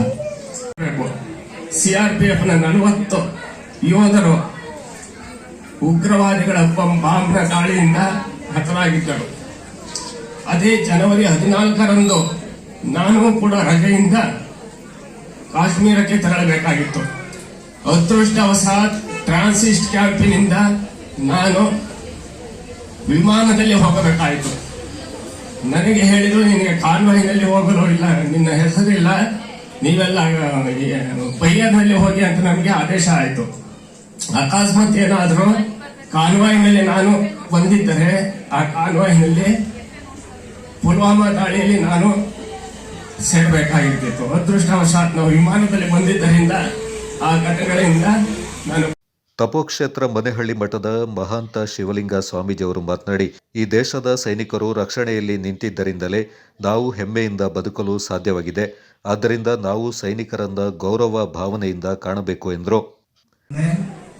ಎಷ್ಟು ದೊಡ್ಡದಾಗಿ ನಾವು ಪ್ರತಿಬಿಂಬಿಸ್ತಾ ಇದೇ ಒಂದು ದೊಡ್ಡ ಕಷ್ಟ ಅಂತೆಲ್ಲ ಹೇಳ್ಕೊಳ್ತೀವಿ, ಆದ್ರೆ ಅವರ ಒಂದು ಅನುಭವದ ಮುಂದೆ ಅವರು ಪಟ್ಟಿರ್ತಕ್ಕಂತಹ ಶ್ರಮ, ಪರಿಶ್ರಮ, ಒಂದು ಏನು ಹೋರಾಟದ ಪ್ರತಿ ಕ್ಷಣವನ್ನು ಅವ್ರೇನು ಹೇಳ್ತಾ ಇದ್ರು, ಅದ್ರ ಮುಂದೆ ನಮ್ಮ ಕಷ್ಟವೆಲ್ಲ ಏನು ನಿಲ್ಲದೇ ಇಲ್ಲ, ಲೆಕ್ಕವೇ ಇಲ್ಲ. ಅಂತಹ ಒಂದು ಪರಿಶ್ರಮದಾಯಕವಾಗಿರ್ತಕ್ಕಂತಹ ಜೀವನವನ್ನ ಮಂಜುನಾಥ್ರವರು ದೇಶಕ್ಕಾಗಿ ಪ್ರತಿ ಕ್ಷಣವನ್ನು ಹೋರಾಟದ ಮೂಲಕ ಅವರು ಸಮರ್ಪಿತಗೊಳಿಸಿ ಸಾರ್ಥಕ ಬದುಕನ್ನು. ಶಿಟಿಗಳಲೆ ಮಠದ ಇಂಬಡಿ ಶಿವಲಿಂಗ ಸ್ವಾಮೀಜಿ ಮಾತನಾಡಿ, ಅನ್ನದಾತ ರೈತರ ಹಾಗೂ ರಾಷ್ಟ್ರ ರಕ್ಷಣೆದಾತ ಸೈನಿಕರು ಒಂದೇ ನಾಣ್ಯದ 2 ಮುಖವಿದ್ದಂತೆ ಎಂದರು. ಇಬ್ಬರಿಗೂ ಯಾವುದೇ ಚ್ಯುತಿ ಬಾರದಂತೆ ಗೌರವ ಸಲ್ಲಬೇಕೆಂದರು. ಕೊಟ್ಟಾಗ ಎಲ್ಲಿವರೆಗೆ ಹೋಗ್ಬೋದು ಅನ್ನೋದಕ್ಕೆ ನಮ್ಮ ಮಂಜುನಾಥವರು ಕಾರಣರಾಗ್ತಾರೆ. ಹಾಗೆ ಅವರ ಸನ್ಮಾನ ಮಾಡ್ಬೇಕಾದ್ರೆ ಪ್ರತಿಯೊಂದು ವಿಚಾರ, ಅವರ ತಾಯಿ ಇರ್ಬೋದು, ಅವರ ಮಡದಿ ಇರ್ಬೋದು, ಅವರ ಮಕ್ಕಳಿರ್ಬೋದು, ಎಲ್ಲ ಎಷ್ಟು ಪ್ರೋತ್ಸಾಹ ಕೊಟ್ಟರು ಅನ್ನೋದ್ರ ಬಗ್ಗೆ ಸಾಕಷ್ಟು ವಿಚಾರಗಳನ್ನ ಈಗಾಗಲೇ ಹಂಚಿಕೊಂಡು ನಾವು ಕೂಡ ಕೇಳ್ಕೊಂಡಿದ್ದೀವಿ. ಆದ್ರೆ ನೀವೆಲ್ಲ ನೋಡಿರ್ತಕ್ಕಂಥ ವ್ಯಕ್ತಿನೇ, ಏನು ಹೊಸದಾಗಿ ಹೇಳ್ಬೇಕಾದಂತ ವ್ಯಕ್ತಿ ಏನಲ್ಲ, ಈ ಊರಿನಲ್ಲಿ ಹುಟ್ಟಿ ಬೆಳೆದಂತ. ಈ ಸಂದರ್ಭ ನಿವೃತ್ತ ಸೈನಿಕರಾದ ಮಂಜುನಾಥ್ ಸೇರಿದಂತೆ ಅಂಕನಹಳ್ಳಿ ಮಹೇಶ್, ಸೋಮಣ್ಣ, ಶೆಟ್ಟಿಹಳ್ಳಿ ಜಗದೀಶ್ ಹಾಗೂ ನಿವೃತ್ತ ಶಿಕ್ಷಕರಾದ ಷಣ್ಮುಖಯ್ಯ ಅವರನ್ನ ಗೌರವಿಸಿ ಸನ್ಮಾನಿಸಲಾಯಿತು. ಕಾರ್ಯಕ್ರಮದ ಆಯೋಜಕರಾದ ಪರಮೇಶ್, ಪ್ರಮುಖರಾದ ಬಸಪ್ಪ, ಶಿಕ್ಷಕರಾದ ಕುಮಾರ್ ಹಾಗೂ ಸುರೇಶ್ ಈ ಸಂದರ್ಭ ಹಾಜರಿದ್ದರು. ಮೈಸೂರು ಕೊಡಗು ಕ್ಷೇತ್ರದ ಸಂಸದ ಯದುವೀರ್ ಒಡೆಯರ್ ಅವರ ಪ್ರವಾಸ, ಕಿರಗಂದೂರು ಮತ್ತು ಕಾರ್ಯಕರ್ತರ ಸಭೆ ನಡೆಯಿತು. ಈ ಕಾರ್ಯಕ್ರಮದಲ್ಲಿ ಜಿಲ್ಲಾ ಅಧ್ಯಕ್ಷ ರವಿ ಕಾಳಪ್ಪ, ಮಂಡಲ ಅಧ್ಯಕ್ಷರಾದ ಗೌತಮ್ ಗೌಡ, ಮಾಜಿ ಶಾಸಕರಾದ ಅಪ್ಪಚ್ಚು ರಂಜನ್, ಕೆಜಿ ಬೋಪಯ್ಯ, ನಿಕಟಪೂರ್ವ ಜಿಲ್ಲಾಧ್ಯಕ್ಷ ರಾಬಿನ್ ದೇವಯ್ಯ, ಭಾರತೀಶ್, ಜಿಲ್ಲಾ ಪ್ರಧಾನ ಕಾರ್ಯದರ್ಶಿಗಳಾದ ಚಲನ್ ಕುಮಾರ್, ಮಹೇಶ್ ಜೈನಿ, ವಿಕೆ ಲೋಕೇಶ್, ಶಕ್ತಿ ಕೇಂದ್ರ ಅಧ್ಯಕ್ಷರಾದ ಪ್ರಮೋದ್ ಸುಧೀರ್, ಹಿರಿಯರಾದ ವಿಎಂ ವಿಜಯ ಹಾಗೂ ಜಿಲ್ಲಾ ಮತ್ತು ತಾಲೂಕು ಪದಾಧಿಕಾರಿಗಳು, ಮೋರ್ಚಾ ಪ್ರಮುಖರು, ಬೂತ್ ಅಧ್ಯಕ್ಷರು, ಕಾರ್ಯಕರ್ತರು ಪಾಲ್ಗೊಂಡಿದ್ದರು. ಕುಶಾಲನಗರ ಎಲ್ಲಕ್ಕೂ ಕೂಡ ನೀರು ಕೊಡೋ ದೃಷ್ಟಿಯಲ್ಲಿ ಕೆಲಸ ಆಗ್ತಾ ಇದೆ. ಆಗಲೇ ನೀರಿನ ವ್ಯವಸ್ಥೆ ಇದ್ದು ಇದು ಇನ್ನೂ ಜನಸಂಖ್ಯೆ ಜಾಸ್ತಿ ಆಗ್ತಾ ಇರೋವಂಥದ್ದು ಮತ್ತು ನಗರೀಕರಣ ಕೂಡ ಒಂದು ಸ್ವಲ್ಪ ವಿಸ್ತಾರವಾಗಿದೆ. ಅದಕ್ಕೂ ಕೂಡ ಒಂದು ಅನುಕೂಲವಾದಂಥ ವ್ಯವಸ್ಥೆ ಮಾಡೋದ್ರಲ್ಲಿ ಅಮೃತ ಮಾಡುವಲ್ಲಿ ಕೆಲಸಗಳು ಆಗ್ತಾ ಇದ್ದಾವೆ. ನಮ್ಮ ಟವರ್ಗಳು ಹೋಗಿದ ಕಡೆ ಎಲ್ಲಾನು ಕೂಡ ಟವರ್ ಸಮಸ್ಯೆನೆ. ಅದನ್ನು ಕೂಡ ಬಗೆಹರಿಸೋದಕ್ಕೆ ನಾವು ಜ್ಯೋತಿರಾದಿತ್ಯ ಸಿಂಧ್ಯಾ ಅವರು ಸಚಿವರು ಕಮ್ಯುನಿಕೇಶನ್ಸ್ ಮಂತ್ರಾಲಯ ಅವ್ರ ಜೊತೆ ಭೇಟಿ ಮಾಡಿ ಅವರು ಕೂಡ ಮೊನ್ನೆ ನೀವು ಕೇಳಿದ್ರಲ್ಲ ರಾಯರೆಡ್ಡಿ ಮಾತಾಡ್ತದ್ದು, ನಾವೇನಾದ್ರೂ ರಸ್ತೆ ಮಾಡ್ಬೇಕು ಅಂತಿದ್ರೆ, ನಾವೇನಾದ್ರು ಮೋರಿ ಮಾಡ್ಬೇಕು ಅಂತಿದ್ರೆ ನಾವು ಈ ಬಿಟ್ಟಿ ಭಾಗ್ಯವನ್ನು ಕೈ ಬಿಡಬೇಕು. 56,000 ಕೋಟಿಯನ್ನು ಬಿಟ್ಟಿ ಭಾಗ್ಯವನ್ನು ಕೊಡ್ತೇವೆ, ಅದನ್ನ ಕೈ ಬಿಟ್ರೆ ಮಾತ್ರ ನಮ್ಗೆ ಮಾಡ್ಲಿಕ್ಕೆ ಸಾಧ್ಯ ಅಂತ ಹೇಳೋದು ವಿಚಾರವನ್ನು ಹೇಳಿದ್ವಿ. ಬೇಡ ಅಂತ ಹೇಳ್ತೀರಾ ಅಂತ.